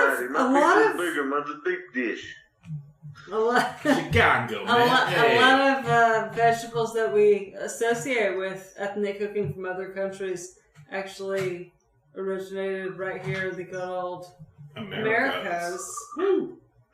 And basically all the nightshades. Tomatoes, potatoes, and then also corn. Oh, yeah. Don't forget about bell peppers. Corn. You know, fuck yeah. I think other places have bell peppers, actually. You think so? Or peppers of sorts. Yeah, there's peppers in other places, for sure. Definitely hot the peppers. China's area, the Asian Definitely peppers. area. But tomatoes and potatoes and corn, totally New World vegetables. Mm-hmm. So y'all... Yeah, those are the 3 of 4 building blocks of food to deal with it. Seriously, those were really important to food, and also to, in the case of corn, to sugar. Mm-hmm. We're just going to make a bunch of healthy food turn into unhealthy. You know what I mean? Right? We can do that. Thanks, Put some America. grease on it. Thanks, United States. Throw it in grease and deep fry it. Boom. Can it deep fry? Mm-hmm. I think it can. I think it can deep fry. I think it can deep fry. Can I deep fry them? No, seriously. You think about vodka in Russia and you think potatoes, right? Oh, yeah. Or there's corn vodka, too. Shit. What the fuck were they making vodka out of? Turnips? Turnips? Oh, God, I'll tell you what, For that real? Amaris cash pretty damn good. Turnips? Turnip vodka? What was the traditional vodka then? Aristocrat. I am asking you. I'm assuming turnips. No, not aristocrat. Not aristocrat remotely. I'm assuming it was made out of turnips. The original ingredient, not a brand, Gene. The original ingredient. Or beets? Grain? It had to be grain. Beets are highly sugary, like corn. It was like the high test. Beets, turnips. It was some other root vegetable for sure. Was wheat from the Americas? No. Wheat's old world. So they were making grain alcohol. Yeah, they were making grain alcohol forever. It's European. Now, yeah, grain alcohol is European and also from the British Isles and around there. Yeah, grains like the wheat that comes from the old country, for real. barley, wheat, all that shit. That's old world. That's what they're making the booze out of. Weed over there, Grace. But it's not what they were making vodka out of. Vodka didn't exist before the potatoes. And Did vodka not exist before potatoes? Did pot sheen not exist before potatoes? pot sheen, that's a good question. Was it called pot sheen? It was just some grainy alcohol. It was made by monks. It was handed down by monks. Yes, so not traditional to Ireland. Yeah, so the monks. I'm saying, Irish people were not traditionally Catholic. So now we're going to get into... Now we're getting back, way back. Mead, honey. Mead and honey. Mead is very old. Yes. Honey is everywhere. Yeah, That's mead. great. Good call, Gene. Mead. It would definitely be mead. Now, what y'all don't know in the listening audience is that Mike makes his own mead. Mm-hmm.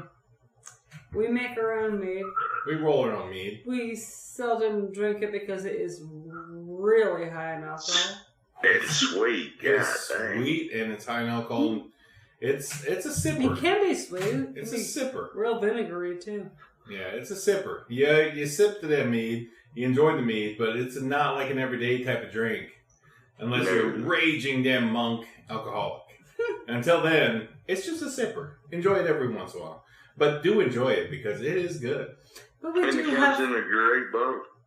And it does come in whatever bottle I put it in. I put it in ketchup bottle sometimes, and I'm happy with that. But Mike makes his own mead, and we have our friends who raise bees and Great wine. make Great honey. wine, dude. Oh, yeah. Yeah. It makes me want to... Oh, God. Every time I start making my mead, I always play that damn fucking Norse mead song. Norse mead. Not really great. But it's just one of those damn it's a video game song.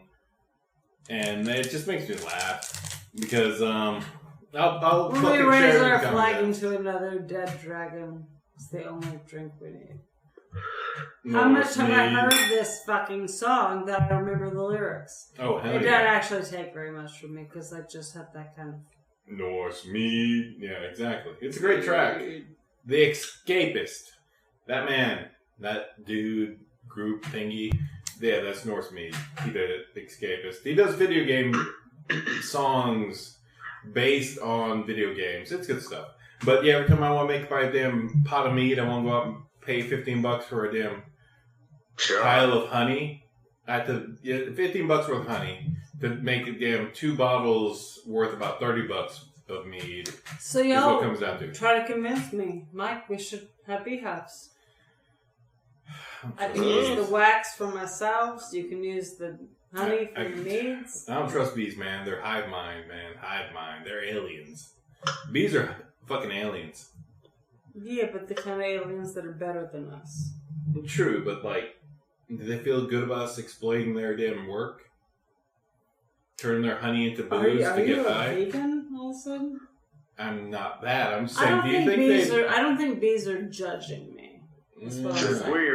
We are going to destroy your hive to make whiskey so we can get drunk. Pretty much. Well, I but can't we're not make just whiskey entirely out of destroying honey. your hive. We're just taking No, off the honey slime. I'm just taking the fucking excess off what you don't use. And then after 2 hours, take that, damn wasps. Man, wasps, on the other hand, are not honeybees. Mm-hmm. Wasps suck. That's what I said after Well, you some- drink it. but You'll be some like, wasps- take that wasp. No, I don't think I'd confuse a bee for a wasp at any point. Actually, the only wasps I really don't like are the damn Yellow jackets. yellow jackets. They can go the fuck off. Yeah, the rest of the Yeah, wasps they around here are suck, pretty man. docile. They made me look crazy back at one day, you know. I was You like, are sitting there, crazy, bitch. I was like, dude, that dude's on something. Hell no, I got into a yellow jacket nest. And you're just like far off and you're not seeing the whole picture. Horrible. Well, our wasps around here are pretty docile toward us. Shit. We my got, God, like- you we must got- be like the bee whisperer because damn, Yes. you fucking kill me, eh? Have you met me? That's a fact. But alright, let's We got some like mud dauber wasps. So those are super gentle, and they also kill kill pests, so I don't mean to get rid of my mud daubers. They're beautiful. They're very handsome creatures. And they don't... they kill spiders. They're cool. Well, they kill the harmful ones. They kill spiders in general, but they store them and eat them. It's creepy as shit. Hi, y'all. And Yellow Jacket, I don't have respect for. As Mike once said, Yellow Jackets have no redeeming value. They love beer, though. You can't, sell their They're Irish. You can't, no, they're not. Don't even fucking start that shit. Anyway, what Mike said was, you can't use them for, their venom. Their venom has no medicinal value, which a lot of wasp venom does. You can use it for medicinal value, for anti-venom, for other illnesses and whatnot, afflictions. Let's say we don't have giant yellow jackets because they're alcoholics. I wouldn't doubt. What Mike said was the Yellow Jackets. He had looked them up. He was like, can I get their venom something? Do they have any everybody? Do they have any redeeming qualities? And he came back to me and he said, Madeline, damn it, they basically steal candy from babies and KO old ladies, and every 4 years they vote Republican. Pretty much, yeah. They're pretty much scumbags. And then they just go around eating dead shit. It's like, we're gonna go eat dead shit. We're gonna steal from the fucking them, the maggots. It's like, fuck you, flies. We're gonna eat your food. Okay. Hey, Sharon. Hey, Sharon. All right. Anyway, hey, Sharon. Hey, baby. Hi, Mac and Maddie. Love Hey, you. doing You're beautiful. awesome. Hey, we're listening to your podcast out there And it's probably forever. from last week. I can't keep them on track, babe. No. We're talking about Yellow Jackets. How much we hate Yellow Jackets, man. We're not talking about horror movies at all. No horror movies. They're Irish, Scotland, Highlands. Hey. I'll be dissing the Scotland Hots, y'all. The Scotland Scots are fucking where I'm from, y'all. Deal with it. Like a goddamn fucking 16th of you, 32nd. 164th, y'all. My great-great-great-grandmother was a fucking full-bred Highland Scot. Campbell. Deal with it. Respect. And today is Friday the 13th. And today is Friday the 13th. So let's give some credits out, y'all, real quick here, to David F. Menendez as writer and director of Lowriders vs. Zombies from Space. And let's continue with this top credits thing. And we will credit Mario Herrera as Johnny. Oh, Cristina Cruz Rodriguez as Maria. Addie Cardenas as Sally. Daniel Aguilar as Mark. Eric Aguilar as Tiny. Emma Perez Trevino as Abulia. Madeline Seniz as Daisy. It's my name. Yeah, that's Alright, let's run down at least 3 more people. Let's give some credits here because Lowriders from Outer Space versus Lowriders was cheesy as hell, and it was probably that night was the best fucking $3 I spent renting a movie. And you know what? I had a good time. It was fun. Bear with me, I do not speak Spanish. So, but I speak it a little better than Mike, I think. Maybe y'all can cash in on that. Madeline Science as Daisy. Katusha Robert, bartender. Mike McCulloch, sergeant major. Alexandra Huron, DJ Mala, Cloak Gutierrez, Cloak, Randy Green, hall manager, Michael Christian Sholo, 1. Deborah and Totally, bro. are we gonna go through the whole fucking list? No, don't go. Just that. Give a couple more with their pictures. Okay. They did. The If they got pictured, they got a dedicated you got a because those picture? guys. If they got Okay. pictured, pop them because those guys were like, man, I'm in Michael this to win it. Christian Cholo, 1. I said that already. Cholo 1. Ronald Mercado, waiter 3. Paige Stakely, Waiter 2. Nice name. David Oh, yeah. F. Mendez. Hey, man, Trash me, can I'm zombie. talking about me, eh? Trash can zombie? Are you the man. trash can zombie? Oh, Samson Kialoa, announcer voice. Oh, he was like the DJ dude. Yeah, did good stuff. That looks like a Hawaiian name. Good stuff. That's everybody that's got a picture? Kialoha. Ah, yeah. Yeah, it definitely looks like whatever. All right, we're just pinging Benjamin 90. and Reddick 2, guy in truck. So there's people whose faces are on this. And, You know what? If you put your face picture on the damn internet, you know, like, people, you're still out there. You're still trying, and we respect that on the Chainsaw Bar. Because, like... 100%. awesome. Totally trying to damn get there. So, Gene, we were going to talk about the thing. The thing. You recommended a film to us to watch. Can we talk about it, Mike? What the hell is that? Which one is that? The film that he recommended us watch was Redwood Massacre 2. What's the bracelet? We didn't watch it. Which bracelet? Which bracelet? Which ones does it say? It's good. I mean, you have to wait till the end. It's pretty good. But I'll let you crush one crazy one, one insane one. I've watched it and I was going to watch it again. House of Good and Evil. House of Good and Evil? Yeah, it's pretty good. It'll be the second time I've watched it, but you know, do the podcast, I can't be like wall-eyed. No. What do you got to say about House of Good and Evil? Wait, why didn't we hear what he had to say about It's a mind twister. Okay. What drew you to it? Why did you decide to watch this film, Gene? I held up at this. oh wait, was it out here for me to review it. Wait, was that the Japanese anime? I didn't mean to call you assholes. Don't care. Was that the anime? Was it a cartoon? No, God, no. I don't watch damn Good and cartoons. Evil?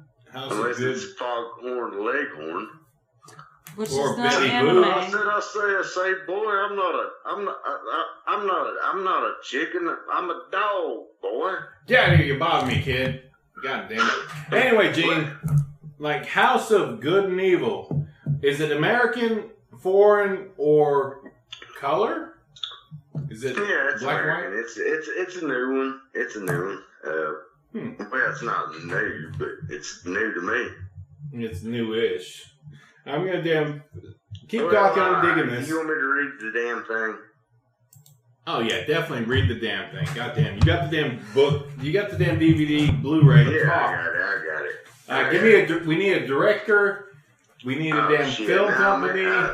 My eyes ain't that damn good. You like son of a bitch. You better damn give credit where credit's due, bro. I don't go into detail like you do. No. You got it there. Give credit where credit's due. Jesus. Okay. Yeah. Give respects.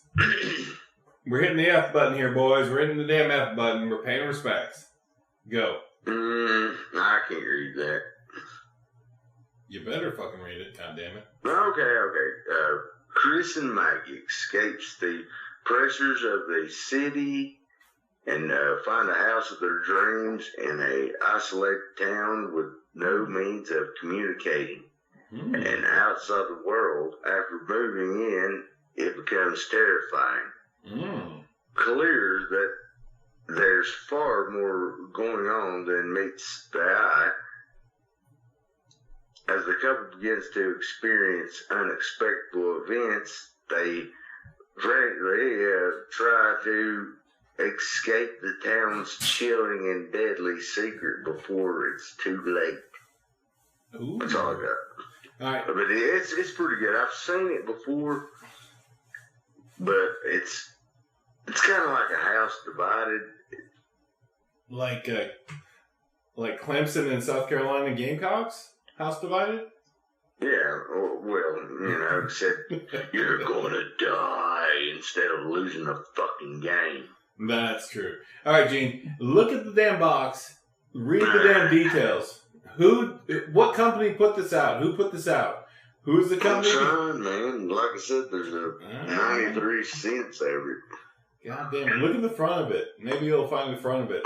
We need direction companies. Okay, I got it. I'll just take the damn. You just gotta read. This is basic reading. Just read it out. Shit. We're giving credit where credit's due. You asshole. You damn jackass.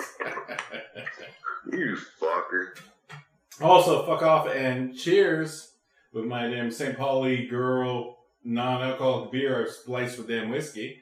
Woo. Dude, God, non-alcoholic beer, that sucks. But it's got Old Forester in it, so I'm doing pretty good. It's a Boilermaker. Director of photography, production designer. Let's see, production. Damn, man, you're making me do this shit. We gotta find out the damn producer. Look for producer. $1 million, people. $1 million, people. I'm off there. Look at the company that directed it. Produced by Blue de Garura. I can't. Interesting. Alright, keep going. Yeah, alright, cool.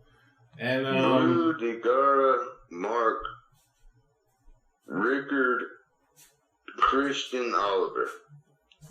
I will accept that answer.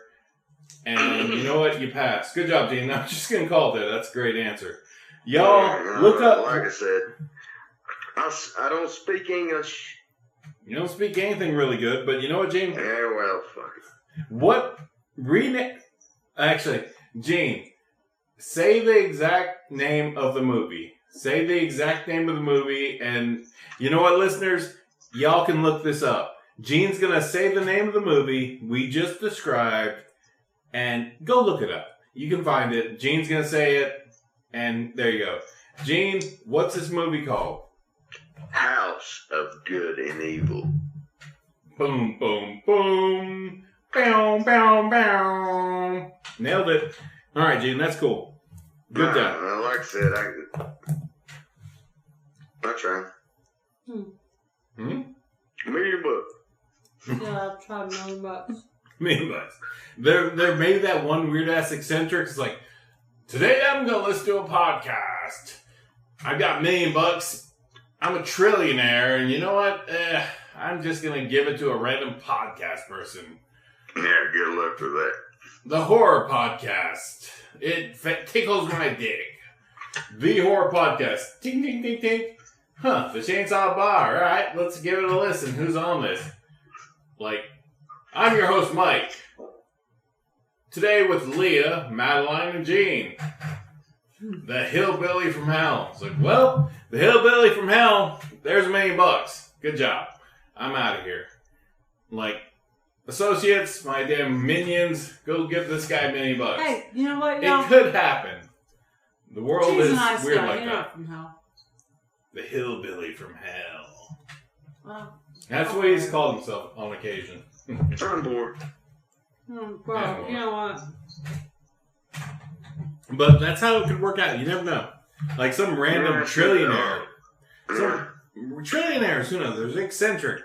They've got bored. I was going to be a pirate and stuff like that out in the open sea, but I'm afraid of the ocean. Gene, you know what? I have come to grips with the ocean. I will not be cursing the ocean as much. But screw that shit, my God. No, serious? We broke them. We broke them good. I broke my... No, actually, I came to grips. Titanic. I Sergeant damn fucking Billy that thing from fucking damn Forrest Gump. Lieutenant Dan? I Lieutenant Dan my thing with the ocean this weekend. Fell, by the way. Horrible. Said, Lieutenant Dan, do you hate me? I don't hate you. But you're a son of a bitch. You wall-eyed fish Lieutenant Dan. I think I'll go home now. Now, Mike was out there in the goddamn ocean and the waves just slapping him down on the goddamn... Tossing me around, throwing me around. Yeah, being kind of brutal like the ocean will do. The ocean's like that. We went to the ocean in the past 3 days. We said, 3 days. Oh, so I got you a gift, Gene. I got you a damn shark tooth. It's a little one, so deal with it. But I found it in the damn ocean. I found it, it's mine. I found it in the ocean, and I'm giving you a shark's tooth. Okay, good. It's black. It's not one of those bleach motherfuckers that you can pick up any damn 5 damn roadside attraction in South Carolina. Or a quarter machine where you get like 30 of them.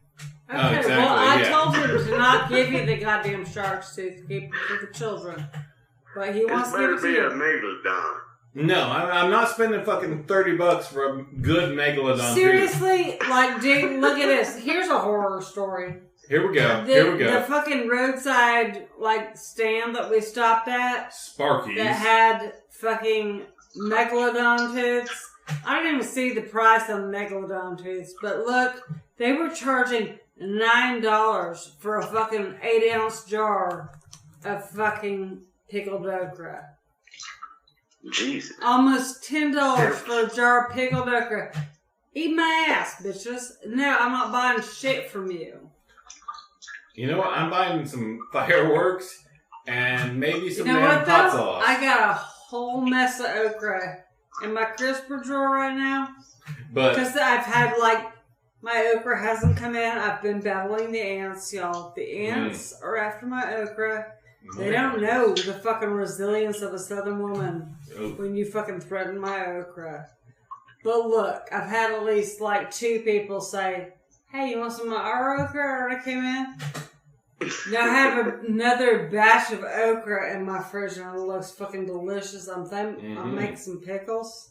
Yeah, my Which friend are at work. apparently fucking $9 a fucking 8-ounce jar. Yeah, some At jackasses. some jackass fucking South Carolina roadside attraction. Charging. And so I'm not buying anything from them. Like, you can buy pickled okra, local pickled okra for like $5 a jar. Yep, totally. Why the fuck would I pay twice that much just to see what your brand tastes like? Unless you're fucking Dolly Parton.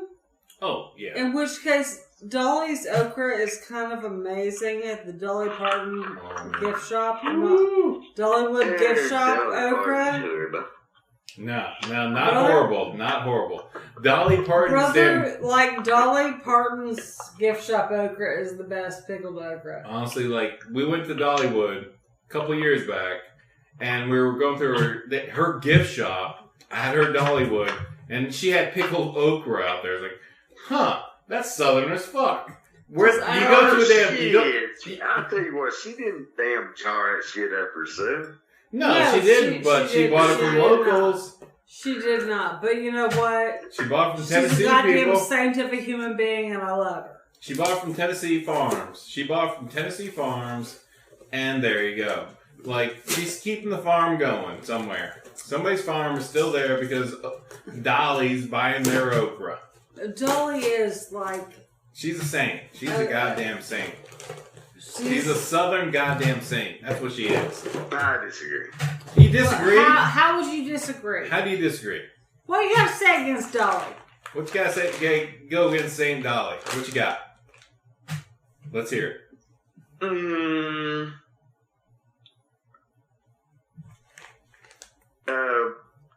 The Dixie Stampede is not the same. She's horrible. Now it's the Dolly Parton Stampede. No, it's just Stampede. Now look, Jane. The Dixie Stampede ain't Dolly. Don't even with that. No, it is Dolly. Is it really? Okay. Yeah, it is. And people got offended and said, Village, no, hold on. She could have bought the Hillbilly Village, but the place that I love in Pigeon Forge, she could have bought that and saved that where all the liquor stills and stuff was. Okay, well, she could have done you, but awesome. she did her. That was awesome, and that was great. Mm-hmm. But she got, I mean, like, heck, you didn't have to buy the Dixie Stampede, did you? You could have left that alone. No, honey. The Dixie Stampede was not there before her. Wait, the Dixie Stampede was always Dolly's brand. It was always one of her things. She changed the name because her fans said, honey, we feel offended that about Dixie because we don't understand it. And that's fine, and she can't educate a million people about what Dixie nickels are. Alright? She can't do that. But she can say, you know what, you're my fans and I love you. And I don't want I don't want you to feel hurt. And it's just, you know what? It's what it is. It's the stampede. It is what it is. That's what she did. That's all she did. And That's she was well within her rights to do that and trying to stand up for. That was her label of being a hillbilly, you know. So she got sophisticated. Says that. Sophisticated. How sophisticated is fucking Dolly Parton? Dolly Parton would probably shank your dumb ass just as good as like you and me would. You know what? I guarantee it. So I'm gonna. Yeah, that girl's been married to the same good old boy since the damn 1930s. She's been a damn good old damn Southern girl since the 1950s at least. Listen, don't get me wrong.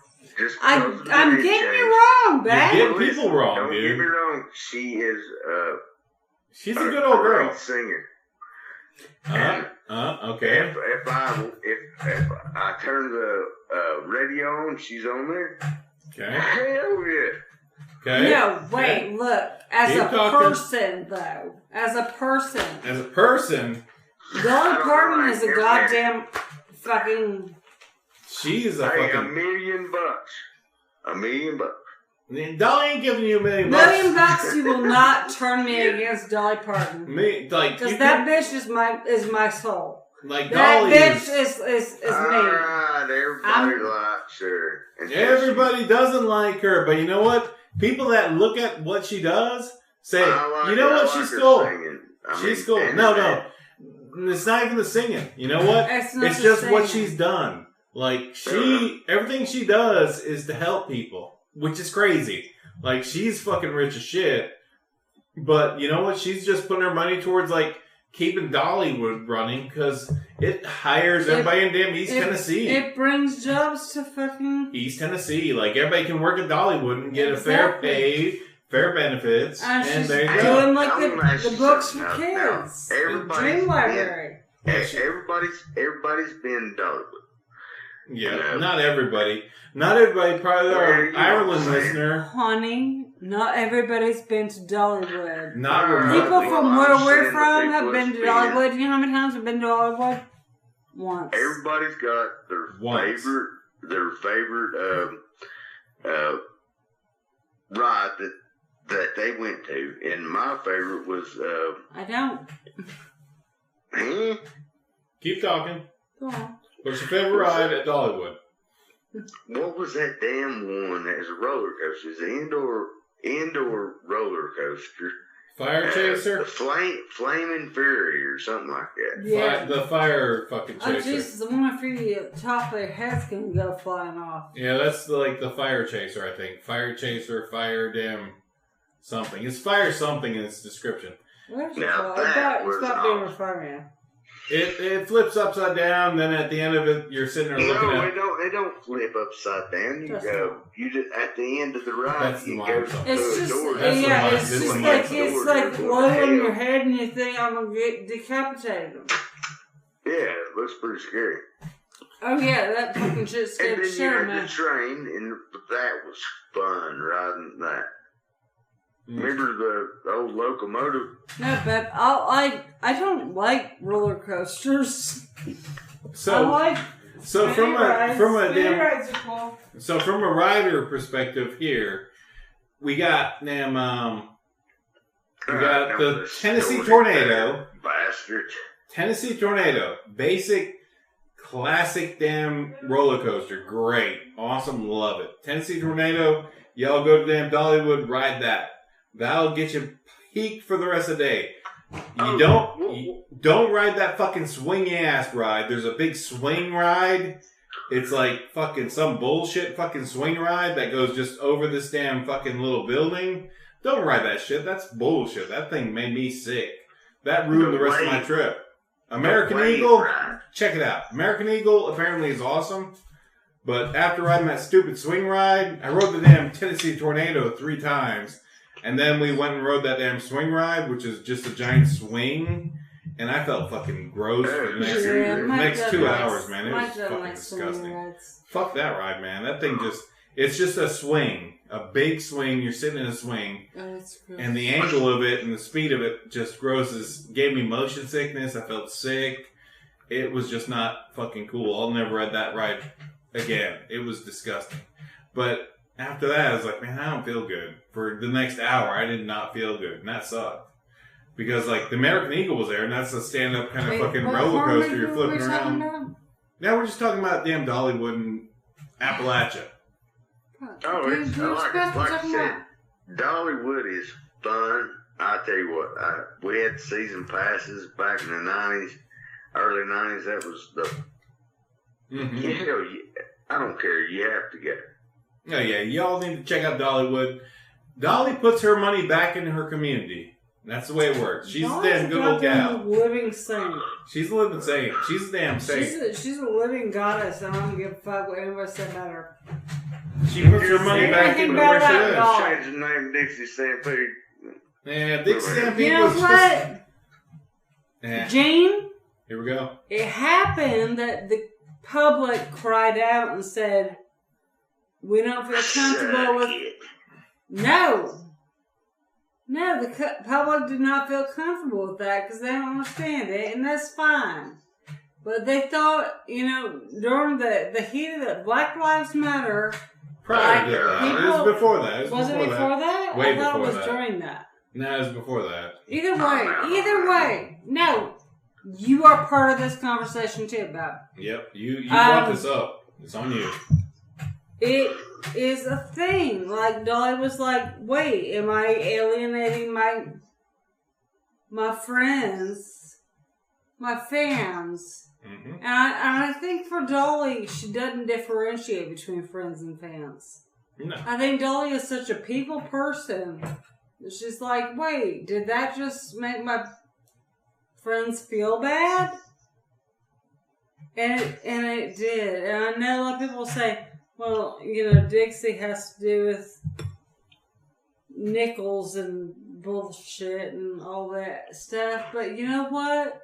How people feel about it. A lot of people will say swastikas aren't really offensive either, if you really think about it. But you know what? For some people, it's deeply offensive. And I have to look at it from their perspective, because my perspective is I'm a white woman. Yep. And I don't get to take charge of that conversation anymore. That is done and over with. It's over with. I don't get to do that. Not that I ever wanted to, but a lot of people did. At the same time, it's like, look. Damn thing ever did. Well, what's the damn thing about? Let's hear the this. Indians didn't want the white people, so there you go. Yeah, still don't, babe. Am I right? Yeah. Look into the Indian. Yes, no, yeah, people didn't want to be colonized. Nobody wants to be colonized. Yeah, nobody wants that. It's like, not the Indians, not the fucking other Indians, not the Africans, not the fucking Asians, not the fucking Irish. It's like, none of us wanted to be colonized. It's like, fuck off, England. Fuck off. None of us want to be colonized. It's like, yeah, you and guys also, come I over. am also English, so I got y'all come over, have some dinner, and then get the fuck out. Y'all come over, have some dinner, and then get the fuck out. That sucks. Alright, everybody, welcome back. There was a weird-ass recording pause. My poor old Dell stopped recording. She's tired. She's done a lot. She's had a year of this bullshit. She's dealt with us for a year. She's done a good job. I love my Dell. And here we are. We're back to alien invasion, the colonization factor. Since we were talking about, briefly, we were talking about invasion of the body snatchers and that kind of scenario. And now we're talking about colonization. And I want to make this parallel. Tactical tomatoes. To Well, whatever alien invasion it is. Maybe it's tomatoes, maybe it's aliens from outer space, whatever. But how do we feel about that? How do we feel as people about being colonized and invaded? I'm never a fan of being colonized nor invaded, ever. Seriously, because imagine... So we were talking about Native Americans or Britons or whatnot. It's fine. We forget the fact that we do this to each other as human beings, and we're always worried that it's going to come from some other planet, and maybe it will, and maybe it has. Who knows? But there's the thing. Nobody likes it. Nobody likes that idea. Yeah, nobody likes being until it's invaded. in your backyard, and it could be a different, group of people from this planet. It could be whatever from another planet. Oh, yeah. Well, it just depends what they look like, you know what I mean? What if it was like blobs? Right? Yeah, if it was blobs, yeah, that was up. If they couldn't come talk to us and they were just a bunch of blobs, and then they jumped on us and turned us to bones, we would not be happy about it. It's fact. But I'm pretty sure for like a large population of the Earth's human population, we didn't being colonized if it by was other like a bunch humans. of hot chicks out of like a... That sounds like a porno movie. A bunch of hot chicks giving us Red Bulls, Yeah, you know what? basically We'll probably does. accept it. It's like, you give me a bunch of Red Bulls? All right. Yeah, sure. Hang around in my parking lot. Sure. Fuck. Give me a Red Bull. Fuck, we're good. You're cool, girl. You can But park in my John, damn you parking know lot. what I'm saying? I'm saying, like, Yes, if there was some Hey, check this better... out. What if there's a bunch of aliens that There was were the mastermind of alcoholic beers? Right, if they're a better culture than us. If they're more like... What if they were better? It's And, like, and in your higher mind, What you if went, they- you what know, if this they is probably suck? for the best that they take over. What if they It's didn't have probably no for meat? the best that they take over and make people better than what humanity is. We'd have them fucked up before the year was over. Maybe. Would we? Would we, Jane? They would probably stress on that. They would actually probably stress out and have mental breakdowns trying to make us better people because, like, we're all pretty damn dumb. What if In they could just aspects. do that? What if they could just, like, bring out our best quality? Like, Invasion She's of got the a ray Body gun. Snatchers. Here's a ray gun. Blam. Invasion of the Body Snatchers. It's like, now we all get along. But they Now like we this. all get along. they killed the Look. body. They killed the person they took over. Yeah, they made a replica, and the replica was much more docile. But they killed the original, so that's not the same thing. So, but there it was. It was like, but this one's docile and gets along, and it's a better replica. It's an improvement on the original, if you but will. you're still killing Look, something to do but that. it is. That's I'm where it not comes down in to. disagreement with you. I'm saying from the point of the aliens. From Not the cool. point of the aliens, it's we improved you. But they did not. So you get along better, so the humanity is advanced in this way. What he's trying to say is the aliens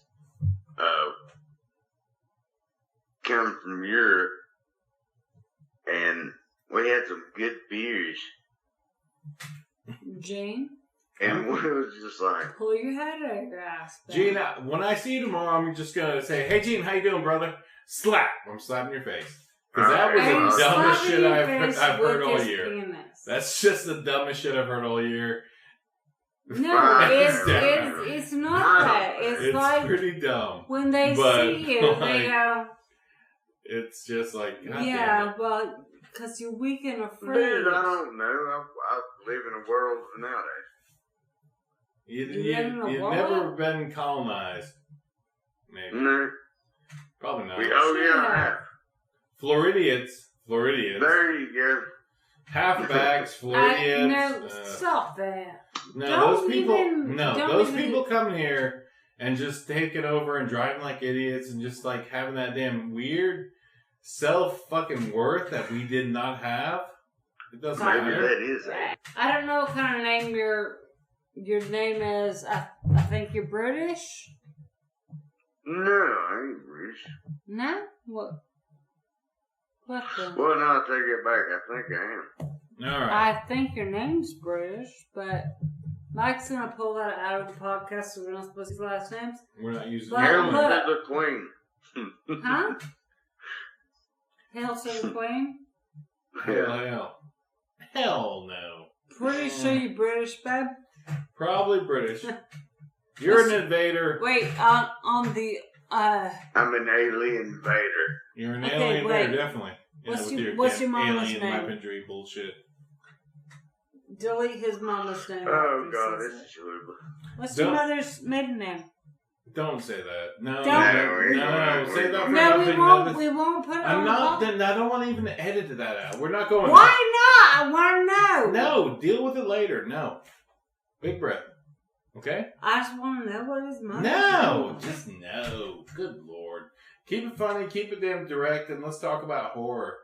Alien Nobody's gonna talk invasion. about- That's weird. Oh, well, I- check this out. We've already been invaded by aliens because, That's how we were I- created. like the flying saucers and stuff like that. Hey, we all got to stick together. Wait, what? What flying saucers? Oh, didn't you hear that? I don't know if there's any truth to it, but the flying saucers that they took pictures of around their airplanes and stuff. Oh, yeah. The Pentagon released actual UFO footage last year, and nobody took fucking notice? Yeah, I remember that. And they did it again, and it's just like, it's true. Like, we got aliens in the world, and, like, nobody cares now because COVID, damn murder hornets, fucking damn, all that shit. But yeah, no, like, the government releasing, like, the Pentagon fucking tapes of Yeah. aliens last year, and nobody cared because we're in the middle of fucking race wars and What do you mean George race Floyd wars? shit. Yeah, George Floyd shit, police damn bullshit, police brutality, all that shit was happening in 2020. In the middle of that, the government's like, oh yeah, here's some aliens because they, we've seen. We think we can distract you from racism. Hey, Yeah. they did. That was basically what They didn't that actually was, do it and at all. It did not fucking succeed. Yeah, they released that, and that's what's fucked up because the rest of us were like, wait a minute, the Pentagon has released, but no, the goddamn Pentagon released them alien footage, and nobody gave a goddamn shit, and that's crazy. It's like, everybody's been asking for all the damn aluminum hat people have been saying, aliens forever, they're here, they've been here. It's like, the government's like, no, they haven't been, no.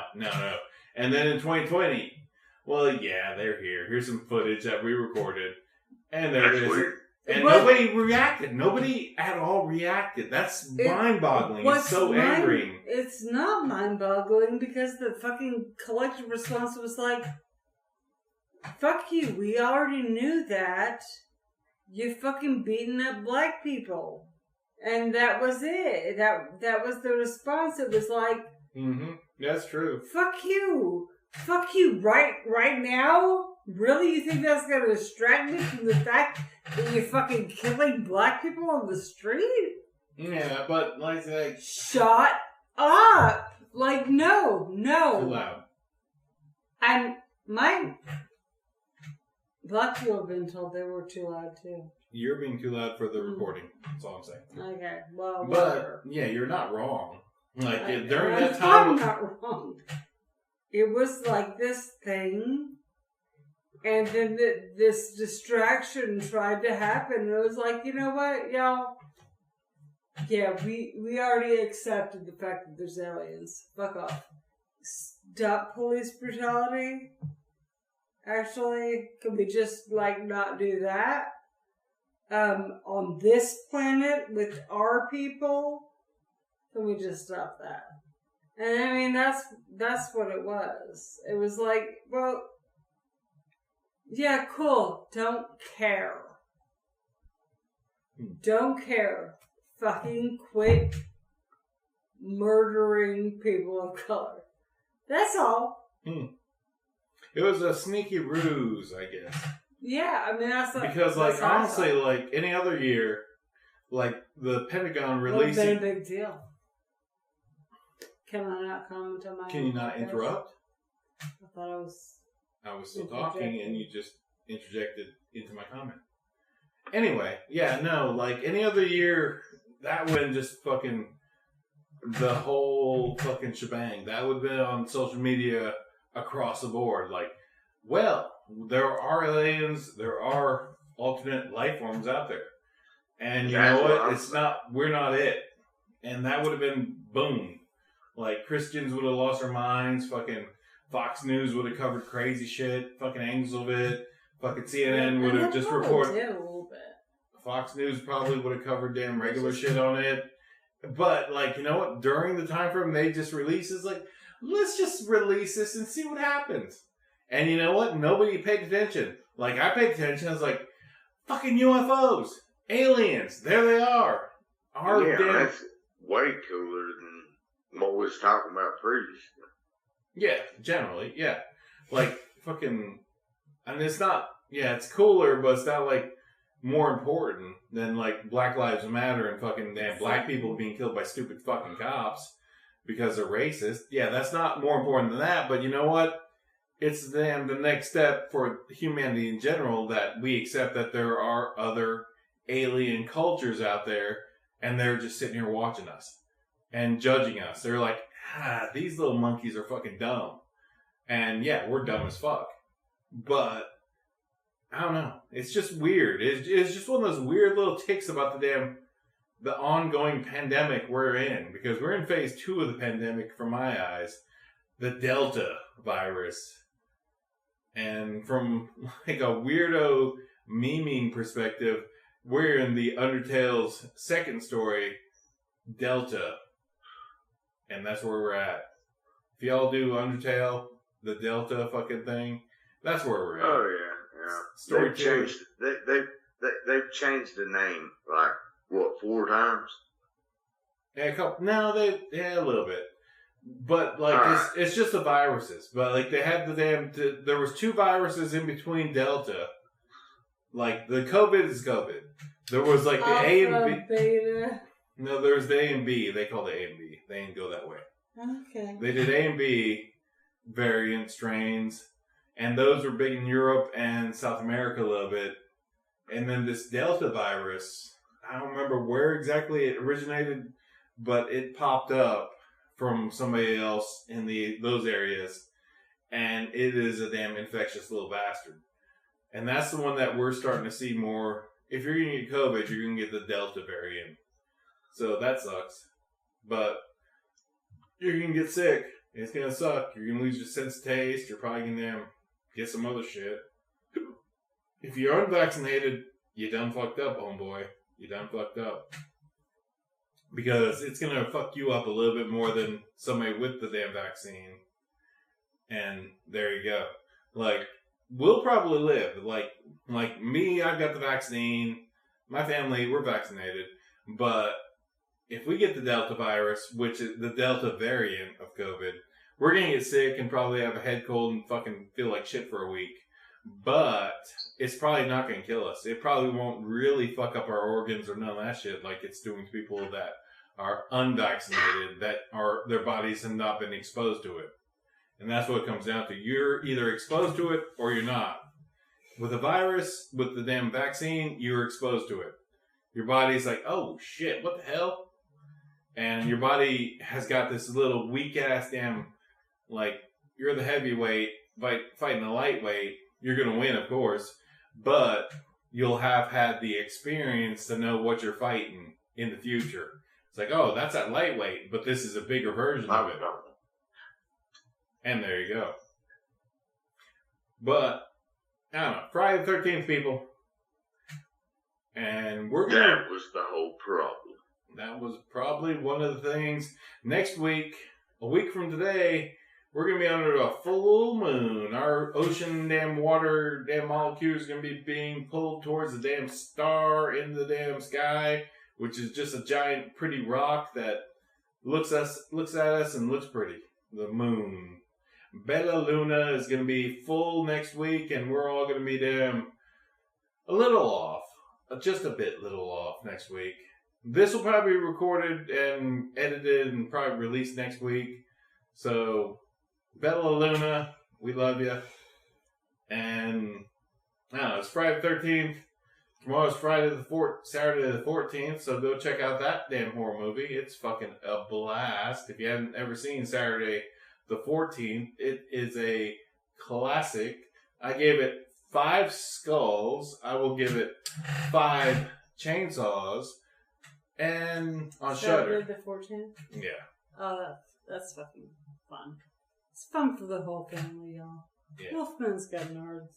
Wolfman's got nards? Really? No, that was the Monster Squad.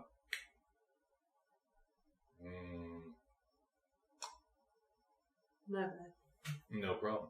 But yeah, Saturday the 14th, y'all check it out.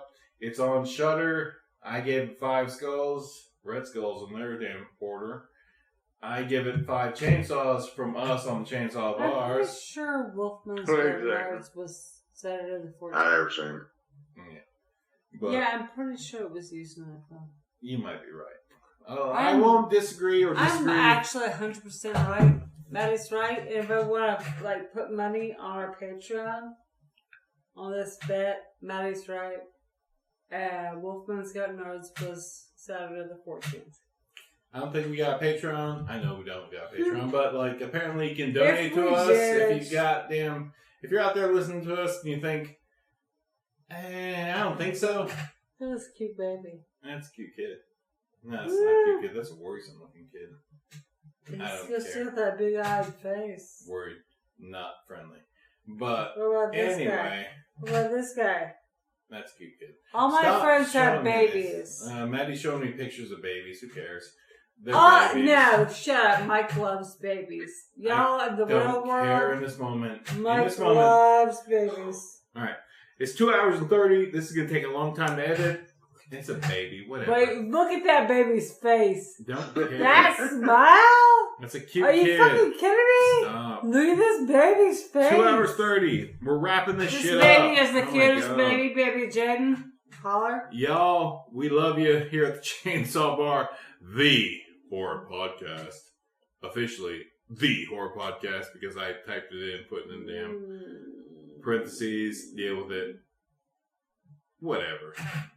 We are not going to be able to make Mad Monster Expo this year because, like Dragon Con, they decided to put it on fucking Labor Day weekend where us service workers, hashtag, fucking don't do things on fucking Labor Day holidays. Hashtag eat my ass. Fucking don't schedule things during the fucking major holidays for fucking service workers who are probably the majority of your fans. The damn low budget people that can't afford to damn have fucking Labor Day, 4th of July, Memorial Day, New Year's Eve, and Thanksgiving off. Or Mother's Day. Sadly. Oh yeah, definitely. Yeah. Those days, schedule the thing the weekend before or after of those. And then you'll get a lot more people because the rich people are just going to say, oh, I got to take PTO. Baby. Boom. Days off. Look how cute she is. Okay, well that just... Anyway. Right there. So yeah, horror damn things, y'all. Dragon Con has always scheduled their shit on Labor Day, so fuck them. And Horror Mad Monster scheduled their shit on damn Labor Day, which normally would be the same weekend that damn Dragon Con happens. Which is a dumb fucking prospect, because Dragon Con is the nerd fest of the Southeast. But I don't think it's happening this year. I haven't looked into it because it's always on fucking Labor Day, so go fuck yourselves. Do it the weekend after. You know what? The weekend after or the weekend before, just do that. Because Labor Day weekend is a big weekend for everybody. But really, if you want your damn fandom to actually have the ability to get the time off to go do these things, schedule the weekend after major holidays. Or before the major holidays, people. Because seriously, like, we're having the weekend before Labor Day because, you know what? Some of y'all work, and we want you here too. That's what it should be. It's like, it's happening the weekend after Labor Day because, you know what? We love you, and we want you here, and we know you guys can probably get the weekend after Labor Day off. So come on down, y'all. That's the way it should be. That's the way I feel about it. That's what makes me mad about having Labor Day holidays off, because it's just fucking working for the federal workers. Y'all are a bunch of damn wage slaves too, I agree. Y'all do damn jobs. But y'all get weekends off generally, and you get damn an extra damn Monday off. But us here in the service industry, the entertainment industry, we have to work those fucking weekends, so go fuck yourselves. Yep. And that's how I feel about this, man. Fucking pisses me off. It's like, schedule your shit on the weekend after or the weekend before major holidays. Because what the fuck is happening on those weekends? Seriously, what the fuck is happening on those weekends is so fucking important. You can't go, alright, it's Labor Day weekend, everybody's off. But, like, you know what, the weekend after, the smart people that want to go to these things, they'll take the weekend off. It's like, I'm taking 2 weekends off. You know what? Because y'all give me paid time off. Like, once a month I get a day off. You pay for it. It's in the contract. And I'm using that one day off to go to this damn con. The day after Labor Day, which you already give me off. Deal with it. And I scheduled it 2 months ago. So, whatever. That's what they should do. That's not what they're probably going to do. Because federal employees get all the good shit. And us damn fucking wage slave idiots that have to damn deal with being fucking regular humans have to damn work those damn days just to give the damn federal employees damn entertainment and damn give them food at like McDonald's and shit. And like, I'm a McDonald's employee, so I have to work Labor Day because everybody has to go there. And god damn it, I'm ranting. God fucking damn it, I'm ranting. It makes me mad, man. You guys don't respect fucking damn service workers. Mm-hmm. Motherfuckers. You fucking damn assholes who get weekends off. Federal holidays off. Go fuck yourselves. The whole idea behind Labor Day is that it's a holiday for laborers.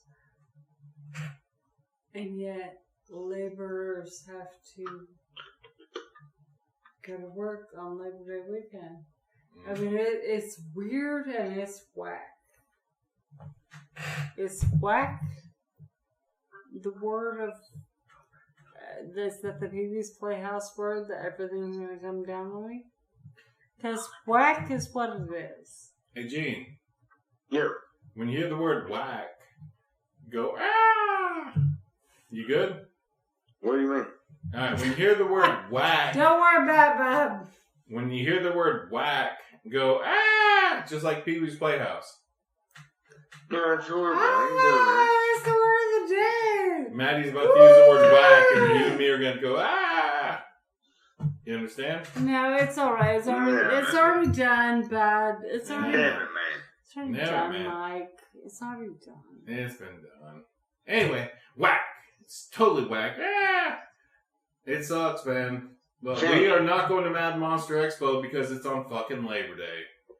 So it's damn Mike's fault. It's horrible. I blame damn Mad Monster How Expo. is it Mike's fault? How is capitalism Mike's fault? Capitalism, man. But, like, Mad Monster planned this for a bunch of people off, but you know what? There ain't nothing you do about it because they thought it was a good idea. It's probably a fair idea, but I don't know. The service industry people are going to have to work those weekends and not be able to go there. So that's at least a quarter of the people that should be there, that love the actual thing, that can't go. And there you go. So, Yeah, we're fucked. Yeah, we're fucked. But, yeah, there we go. That's my reasoning and my anger about Mad Monster and Dragon Con, all these big conventions that happen on the major holiday weekends. Fuck major holiday weekends. Fuck them in their fucking stupid little pee holes with a bat. Because, you know what? Like, regular people have to work those fucking holidays so other people that have them off can go eat fast food or go to the grocery store or have to damn go get their damn swim trunks from the damn malls and shit. And just damn, the basic laborers have to work those so that the people that are lucky enough to work jobs that let them off on those holidays can go out and enjoy them. And the rest of us, like the majority of us, still have to go out there and just work on those holidays that should be for us. And I'm at it. That's my Labor Day fucking rant. Fuck Labor Day. Fuck major holidays. Today isn't Labor Day. Today is Friday the 13th. It's also my stepdad's birthday. So, happy birthday, Opa, of my kids. Happy birthday, Opa. Much love. Much love. Hey, happy birthday. And there we go. Friday the 13th, people. The elephant in the room has walked off. It's not hitting. The elephant in the room has put its hockey mask on and walked the fuck on. And there we go. We thank y'all for listening. It's 2 hours and 38 minutes in. I will edit this down. It's probably going to be 2 hours and 36 or 30. Who knows? But we love you. It's Friday the 13th. We hope you won't be listening to this on Friday the 13th because this is not a live podcast. But you know what? In the future, my plan is on Friday the 13th, whenever it occurs, we're going to do live podcasting, and I'm going to stick a damn webcam on some old Betty Boop public domain cartoons and have them running in the background while we sit here and talk horror just like we generally do, except there'll be a Betty Boop cartoon running in the background because public domain. And that'd be fun. Black and white cartoons in the background. Far out. Yeah, definitely. But that's the future. Next Friday 13th, I'll have that set up. I'll have my webcam, all that shit. I'll have a fancy computer that can probably do that. And my regular computer will be damn streaming fucking videos and making me laugh and just being a good old computer. It served us good. The damn Dell Latitude's been awesome. Love it. But, I don't know, soon here we're going to have a damn Lenovo with Windows 10. And we'll probably be able to damn do videos and shit like that and whatever. We'll have a damn puppet sitting there looking at us. And you guys are going to listen to us while there's a puppet on YouTube. But whatever. It's Friday the 13th. Next week's a full moon. Y'all better get your asses in gear because next Friday will be a full moon. Woo! Friday the 13th. Week after full moon. August is pretty fucking crazy the first 2 weeks. It's not a fucking full moon next week. That's the best. It's a new moon right now. It's 2 weeks of full moon. Alright, maybe it's the end of the month. I see full moon on like a Friday. Whatever. Yeah, he's wrong. Whatever. Y'all can look that up, deep dive that. Anyway, it's Friday the 13th. We love that you're here. We thank you for listening. Even if you chop them bits, driving home every day, you take a week and listen to us on your 20-minute drive to work, and this takes you fucking 5 days to get through. We thank you for listening. Cheers. We salute you. And that's about all we got. Closing thoughts? Anybody got anything to share that they learned this week? I've got one. Alright. You spend a whole lot of time watching horror films, and you'll never watch them all. Alright. And then again, you'll probably never have to watch them twice. You'll never watch them all. For sure. You'll never watch them all, and you'll definitely not watch them twice. And some of them you'll watch them twice. Or multiple times. Damn. Fucking inspirational, Gene. You're a fucking poet and genius. And that is a true fact, people. Like, there's probably no way in hell you're going to watch all the horror movies ever made in your lifetime. And definitely not going to watch them all twice. But you know what? We're here to help you watch the good ones at least once or twice or probably 4 times. And that's what we're here for. And the ones that suck. Definitely. Or at least just let you know to damn take a left and avoid that one. So you don't waste your time. It's like, oh, Chainsaw Bar said that one sucked. Gene said, that sucked. And you know what? You can probably damn take that one and just like, I read the description and I'm not wasting an hour and a half on that shit. Let's go watch something fun. They said don't listen to me. They said Blazing Saddles was funny shit, so I'm gonna go watch that instead. And you know what? Your life will be greatly improved because that shit's funny and dumb. They said Mel Brooks was amazing. Horror. That was awesome. great. It's funny. And it's like, I'm going to watch a couple of Mel Brooks films instead of watching fucking Vampegeddon, which totally sucked. Absolutely. Vampegeddon. Absolute garbage. Man. That's the last review here we're doing. Vampegeddon. I don't even know where to go for there, but like middle-aged like goth people trying to resurrect vampires. Ugh. Horrible. It's Just actually horrible. really, really bad. The sound is horrible. And I wrote it down in my notes. Well, let's read some notes. Repeat my notes. First impression.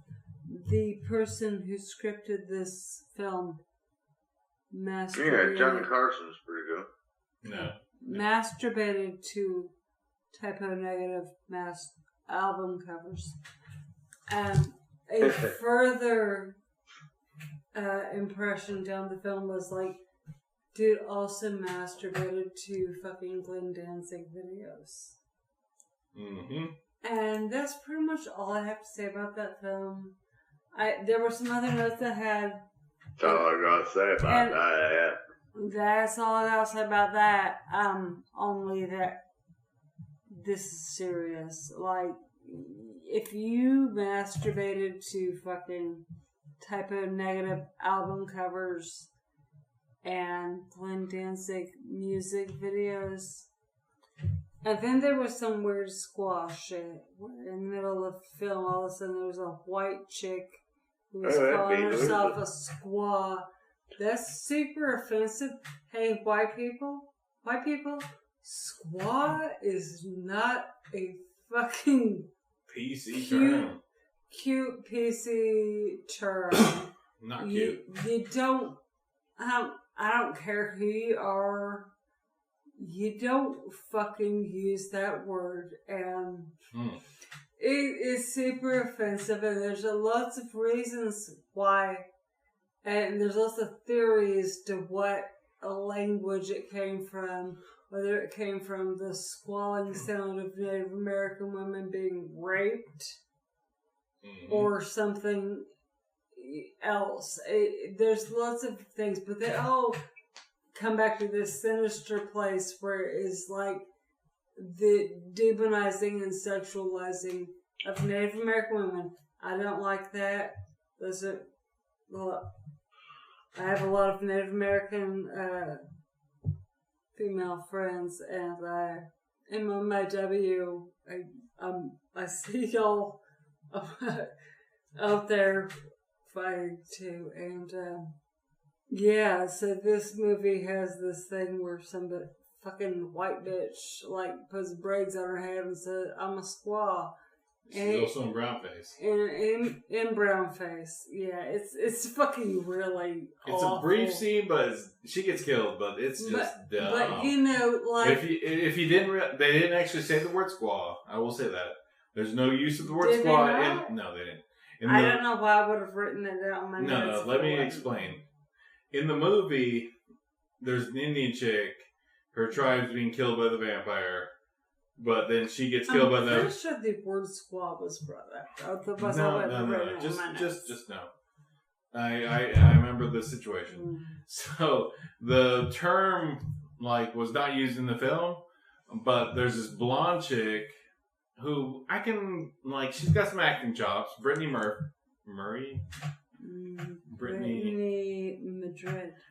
Madrid. She's white, blonde as shit, but she's done some horror movies, so respect. But she played as the credited character in the movie. The credited character was the squaw. Yeah, Indian squaw. And if you're why'd you just call it the Indian chick or Indian girl? Or native but girl. Whoever was writing the title credits said Indian squaw. Not used in the movie, but it was a trigger. It's Indian squaw? Really gonna use that in the credits? Come on. Just say Indian girl. You see that word? Just people are freaking horrible. People are just dumb people or are uninformed. horrible, and also that word has been passed around as it is non-offensive, but It's actually, and that isn't like a fucking snowflake or whatever the fucking Republicans are going to come at me and say, oh, well, you're being a snowflake. No, it's not fucking cool to call a group of women a word that was based around the sound that they made when they were. I'm surprised they didn't get the ass whooped. They might just still. Whoever wrote that damn script and said that person being called an Indian squaw, no. they might just get a good old ass whooping. Yeah, it's like here's a quick ass whooping for saying that term. You could have just said that's the Indian woman that got That's eat. a straight up fucking ass whooping. That's straight up ass whooping. It's a straight up offensive word. And that deserves a good old ass whooping. Good old southern ass whooping. It ain't gonna even be an ass whooping. It's gonna be a whole damn Let's see. 55-gallon ass whooping. That's what that motherfucker deserves because he's dumb. For real, but white bitches use this word all the time. Yeah, white bitches don't use that word. Yeah, we. I'm just saying, white bitches don't use that word. Don't use a squaw word. Like, dumb, my white friends, please. That word is super fucking. It's more than racist. It's more than racist. It's if there's a thing that is more than racist, that's it. It's the term squaw. Yeah, it's more than that is more than racist. That's more than them. It's like more than all the ones. Yeah, that one's just such a damn. It's the ugliest thing you could say about your sisters. That's the most ugly thing you say about women, actually. Yeah, so I'm saying sister because I'm a woman. There you go. That's how we talk about each other. Like, that is the ugliest thing you can say about your sisters. Mm-hmm. It is like fucking absolutely just disgusting. It's disgusting. That's fucking horrible. That's a disgusting word. We don't say that. Yeah, we don't use that word. No vocabulary. No bueno. All right, people. That was the really most abridged version of Vampegeddon. I'm sorry. If you ever see your vampire damn box, tears and shit. Vampegeddon, a box set collection piece. The majority of it's pretty dumb. It's low budget. It generally sucks, but the sound is horrible. Honestly, the 100%. Whole movie is horrible. And then there's this whole debacle of please don't use the word squaw. Please don't use the word squaw in the credits. Please. Just choose another word. Please. I mean, you can use it if you want to ask for it. Yeah, really. But yeah, that was a terrible word to use in the damn credits. It's like, I was reading the credits, I was like, Indian squaw. I absolutely wrote this in my notes. I'm like, this immediately, she's like, what? Shit. I was like, God damn it. Whoo! You dumb motherfuckers. It's like, really, you could have just said Indian girl, and then they'd been like, there would have been even this Indian, vitriol. not even Native American or Indigenous. You could just say Indian, and that's cool. That's cool. But squaw is not fucking cool. It's not a fucking cool word. It's not a Native word. It's not an Indian. In any Native American language. Not a term. Did not come from that. It's just bullshit. It came from a sound that fucking women made when they were being raped. And that is your lesson of the day. Lesson of the day. Fucking stop saying that shit. I'm just saying volume level. I know, I raised my voice. It's hard to damn edit. I'm sorry, I raised my voice. But no, you're right. 100% you're right. Those motherfuckers, don't use that word, people. Don't use that word. It's an N-bomb. Yeah. It's the N-bomb for Native culture. Because that's some bullshit. Yeah. It's like, it's an N-bomb for Native cultures because we don't even use that word. It's like, Natives don't use that motherfucking word. Never. Only racist fucking damn racists use that word. Never have I ever heard. I've never heard a damn racist Indian say that word. I've never, and not saying that Native Americans can't be racist. I'm saying Native Americans can be racist, but I'm saying I've never heard any of the natives, racist or not, ever use the word squaw. That's just bullshit. That's not. That's horrible. Horrible word. You don't say that. So you don't say that. It's worse than the C word, and I say cunt all the time. Yeah, that one's hardly. Yeah. Cunt is fun. It's British. It's not as bad as the damn Harley Quinn cartoon TV series would make it out to be. But if you use the word squaw, that would be way fucking more offensive. Yeah. No, that's not good. That's fucking wrong. Like I said, how many times I have to say this? Ass kick. Yeah, for real, Gene. They're like, no, You're we're right there with you, bud. We're right there behind you. We're right there with you, homie. Polishing the boots for the kicking, because that's what they deserve. And seriously, I will also kick your ass. Yeah, I'm not a big woman.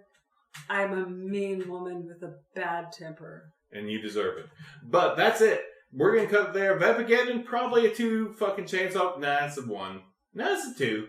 With the exception of the credits. It was really whoever awful. fucking wrote the credits needs to be fucking ass kicked. But the rest of that movie was totally fucking awful. 2 chainsaws. Horrible. Garbage.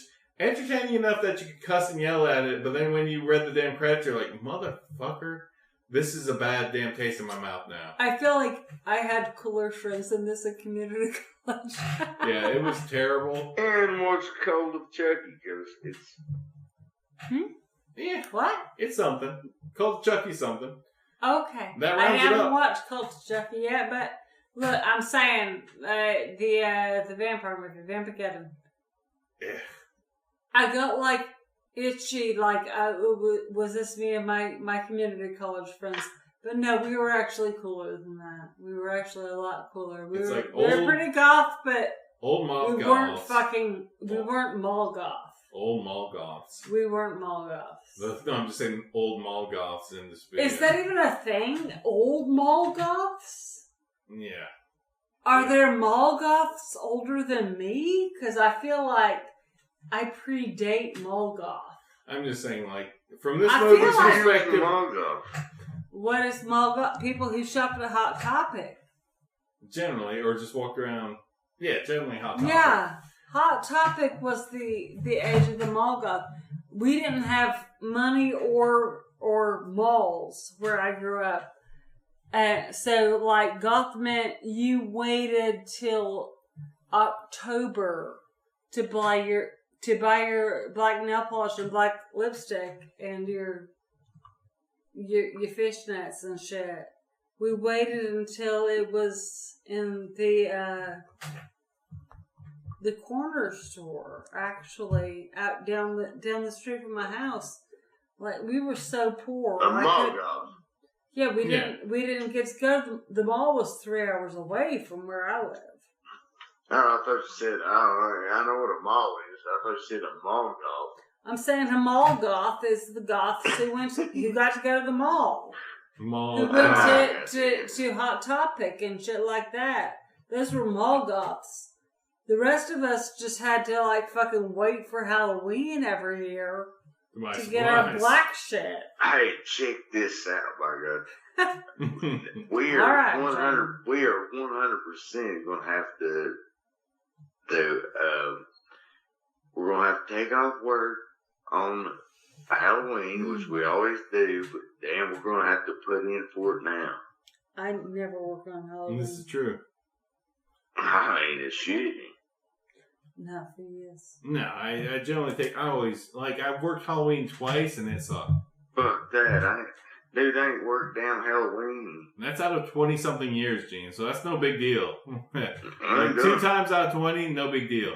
But it's like, every time I was dressed up, I wore face paint, and there you anytime go. I've ever worked Halloween, I had to dress up. I put on my damn fucking grease paint and just went in looking like a damn zombie or a vampire. I dressed up like a fucking, like, biker dude, like Harley Davidson, like biker dude, like I had the fucking... I missed that one. That would have been a good... Oh, yeah, I had like a full fucking ass beard and shit. Alright, let's wrap this up. My computer's telling me, like, and one of my regulars walked into work who looked exactly like me, and I said, well, one of us is going to have to go home and change. He did not like that joke at all. Alright, people, that's all we got. This is the Chainsaw Bar. I'm your host, Mike. I'm here with Maddy and Gino. It's been a blast. This is Friday the 13th. We did not cover the elephant in the room because who gives a shit? And you know what? This is what you get. What's the elephant? Hockey mask. We're not covering that. Is really a fucking... That's psycho. That's psycho. Whatever. Stabby. No. It's weird. Wrong. It's horrible. Wrong. I'm just saying whatever. Mike's wrong. I don't care. I'm just saying we didn't cover that, and you know what? We didn't. But from the future reference, we're going to go probably live stream on Friday the 13th from here on out. So heads up. This has been a damn monument point that sets up the future podcast. Hell. We're going to be doing live streams. It'll probably be just a damn video of Every, old like, damn 4 years. public Wait, domain when was the last cartoons. Friday the 13th? It was earlier this year. There's at least 1 or 2 a year. 1 or 2. Oh, great. So that's fair. Like a live podcast on YouTube once or twice a year. I don't want to do that. No, it won't be any different. We're just going to have the damn webcam. Well, the webcam showing We down. talked about this. Do you understand what? Just stop. We're going to probably have the webcam pointed at an old cartoon that's public domain and it's on loop for an hour and a half. So, like, the video of our podcast will be this old public domain cartoon, but we'll just be sitting here talking. That's the end of it. I'm calling it. It's 3 hours and 2 minutes we've been on this. Crazy. Yeah, Monday, I tell you what, we're like, hell, we should be on the air. Yeah, it's been recording. We got a good record. This little bit here in the last 2 minutes has been a little bit too emotional, but I don't know. I told her earlier today and whatever. I'll edit that out. But generally that's it, Gene. It's Friday the 13th. That's our podcast. Horror movies and damn crazy shit we're talking about this episode. Damn. Yeah, pretty. It's Friday the 13th. I mean, damn, it is what it is. So there you go. Yeah, really. Yeah. That's it. It's the damn, that's I it. probably could have come up with some more episodes of different things, but I think we're boring our audience. Maybe, I don't know. Like, this is probably going to be listened to in 3 or 4 parts by our audience, so we all appreciate you. Like, you made it this far, so well done. And if you did, I tell you what, I got respect for you, and hey, $1 million. $1 million to make Gene stop respecting you and just disappear. There you go. And that's all we got. It's 3 hours and 3 minutes. Probably after editing, it'll probably be 3 hours and 1 minute or 2 minutes, depending on how long a pause we got. But that's all we got for this episode of the Chainsaw Bar. Probably be episode 34. It'll probably be on the damn a couple Fridays from now. So on Friday the 13th, a couple Fridays here in the middle of damn September, y'all hear this, and we appreciate you. So probably the 20th, maybe, whatever day is on the 3rd Friday of this month, y'all will probably be getting this live, so you can listen to it all weekend in parts and bits, so you don't have to sit through it all. But there we are. That's it. That's the Chainsaw Bar. Intense there at the end, but overall pretty fun. Yeah, pretty good. I mean, hell, if you can't disagree to disagree, then fuck you. Pretty much. Maddie, you want to join the damn end? Yeah, there's a deep sigh. Maybe. We're wrapping up. You want to salute, call it night? Thank everybody for being whatever. Thank you, everybody, for being whatever. Because Maddie's awesome, and we're all going to do the broom broom. We got to do that, eh? We do have to do the vroom vroom. Maddie is awesome. And it is the end of the podcast, 3 hours in. Y'all, listen to this in moderation. Like you drink your booze, in moderation. Or you will go insane. Or just get drunker than a motherfucker. Yeah, don't drink and drive ever. But never. Give us a damn listen. Or I'll come and kick your ass. We'll find you and kick your ass, probably. We will come kick your ass. Because drinking and driving is not cool. But, you know... Drinking's cool. Drinking and driving is not cool. Drinking and driving? Not cool. No, not cool. Fuck you. You get your ass kicked. You're like, you know who's going to kick your ass? the damn fucking cops and the Actually, damn your conscience. your conscience should kick your ass. Should kick your ass. Seriously. Like, But no, like my those sister DMV and fees, her ex-husband and all of her, like 2 out of 3 of her kids, almost died being run down by an inebriated driver. Yep. So don't drink and drive, people. Don't. No. Please. If you're They gonna had drink, to crawl out of a don't drive. window. Yep, they got head-on collision by a damn drunk driver. Oh, Jesus Christ. Really? Yep. Like flipped upside down. They were in a Suburban and they got flipped No, upside they down. weren't in- Actually, what was that? It was a big rig. It was It a was big. almost a Suburban. It was almost. It was a It was an Suburban. Explorer, I think. It was big. It was huge. I think it was an Explorer. But either way, they got hit head on and they didn't die. They all got jacked up a little bit, but the vehicle was on its damn top. But Drunk driver. seriously, Don't like, drink and drive, people. My baby niece had her fucking clavicles broken from the seatbelt on her car seat. 5 years old. Car seat breaking her Jesus. clavicles. Lord help us. My sister started bleeding out in the bathroom when she got home after being released from the hospital, like bleeding out of her lady parts on the fucking bath mat. And my brother-in-law honestly like got pneumonia because he had so many broken ribs when he got a cough. He couldn't cough the cough up enough. Jeez. Because his ribs were all broken. Mm-hmm.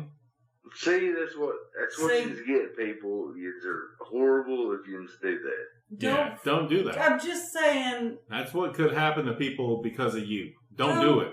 Just, there's Uber. Y'all got all kinds of options out now today. Get you an Uber. Get you a fucking. Get somebody to drive you home. Get your There DD. is no Damn. amount of buzz driving It's that's not worth it. Yeah, You so don't want to everybody hurt somebody's listen to- little ass kids. you don't want to damn injure somebody because of your dumbness. Money, because it's a phone call away. You can not worry about stuff like that. Honestly, Yeah. like my sister. Or walk They around were the just- fucking they were just- house or stay at the house. No, They were exactly. just driving home from 4th of July at her in-laws' house, and dude was off the chain, high out of his mind, in a fucking truck that he did not even own, driving 75 miles an hour up the Jeez. goddamn intersection in the wrong lane. Flipped my sister's Suburban ass over tits, upside down. Mm-hmm. Gee. And the people had to come out. People ran out and dragged her children out of the windows to save them.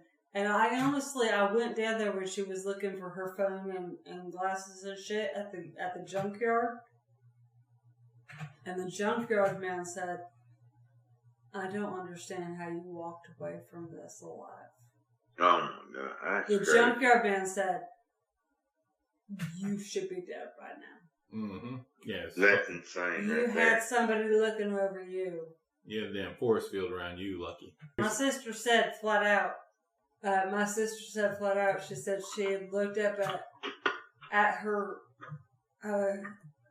dash. She had a couple of nieces who were murdered a couple of years before that, and and our brother had killed himself. And she said, I had just looked up and said, I let these angels watch over me. For real? Amen. For real? Like, that's what she did. Our dead brother who committed suicide. If you think people who commit suicide go to hell, fuck you too. Don't care. It's my brother. I don't believe that either. That's I'll my be brother. honest with It's you. my brother, and I don't really give a shit either way. It's still my brother. But that and her nieces, two of her nieces had been murdered, and she looked at that on her rearview mirror where she had these reminders of them. Those were her angels. To her, those were her angels. And she didn't die. And she said, in that fraction of a second she had to recognize what was happening, y'all protect me. Boom. Cool. Protect me. Cool. Damn. Yeah, there we go. And she and her children and her husband, who's now her ex-husband, but still A decent dude. Still good dude. Still a good dude. Good dope. Yeah. Still a great dude. Like my sister's ex-husband. Still friends. We're all still friends. Still a good dude. No bad mouthing him. But that was a crazy, horrific situation. Drunk drivers, fuck off. Don't drink and drive. Walk home. Fucking catch a cab. Fucking do it. Whatever it Like, takes. honestly. But just not drive home drunk. There it is. I drink, but come on. You ain't driving, so there you go. I seriously, you gonna fucking, kill somebody's kids? No. Not gonna kill somebody's kids drinking and drive. So Honestly, don't do it, people. and, after that, she was bleeding out of her lady parts. Mm-hmm. Internal hemorrhaging. It's a fucking wonder that she ever had another child. That's crazy. That could have really destroyed her reproductive system too. Okay, that's it. But I was there. crazy. I mean, I saw her bleeding on the fucking bath mat in the bathroom. That is the horror of life. Don't drink and drive, people. Ever. Don't Come on, just fucking go. be like that. Goddamn, catch a goddamn cab. Catch an Uber. Catch a Lyft. Lyft is the third one. Uber. Lyft. Lyft. Come on, y'all. Well, I have to be the damn trio kicking people's ass. Yeah, fucking, you need ass kicking. I don't need to kick anybody's ass, but I need to say, you know what, y'all? We have options. Get a ride. We're not kicking people's ass. We're kicking people's ass. Arses. Anyway, that's it. Well, I don't. That's our message. Y'all damn have stuck through this. We support you and love you. Mentally, but not physically or monetarily. We love you. We want you to damn be there in the world, supporting horror movies just like we do. This has been the Chainsaw Don't be Bar. a horror movie. Don't be a horror movie. Get a fucking ride home if you got too much to drink or whatever drugs you're on. Oh, hell yeah. I don't judge you. Just get a ride home. Just get a ride. Don't do it yourself. Just get a ride home or walk or go crawl somewhere and sleep. Go hide somewhere in the bushes and go to sleep. Don't damn drink and drive. Don't get high and drive. There's going to be a 1980s commercial. Your ass is going to get kicked. We're the Chainsaw Bar. We're going to kick your ass, motherfuckers. Surprise! I drunk might kick motherfucker. your ass. You deserve it. If you fucking run my sister off the road, that's my sister. If you're trying to kill my family by being a drunk, dumb, fucking high idiot, you need an ass kicking. And that's all we got. That's Chainsaw Bars episode, whatever we're at.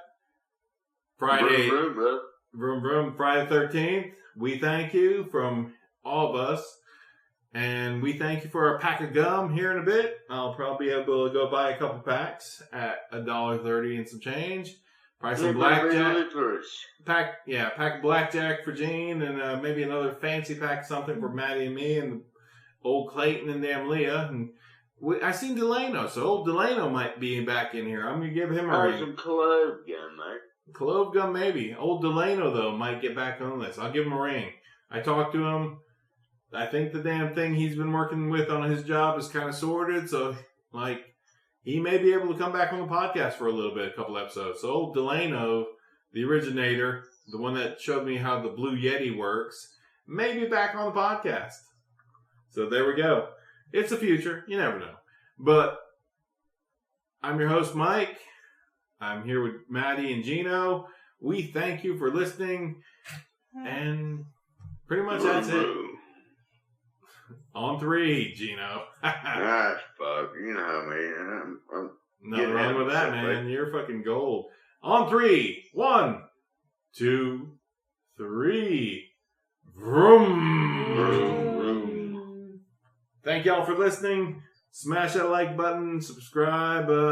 Tell 2 friends and tell them to tell friends. We are the Horror Podcast. Cheers. Cheers, bro. Boom.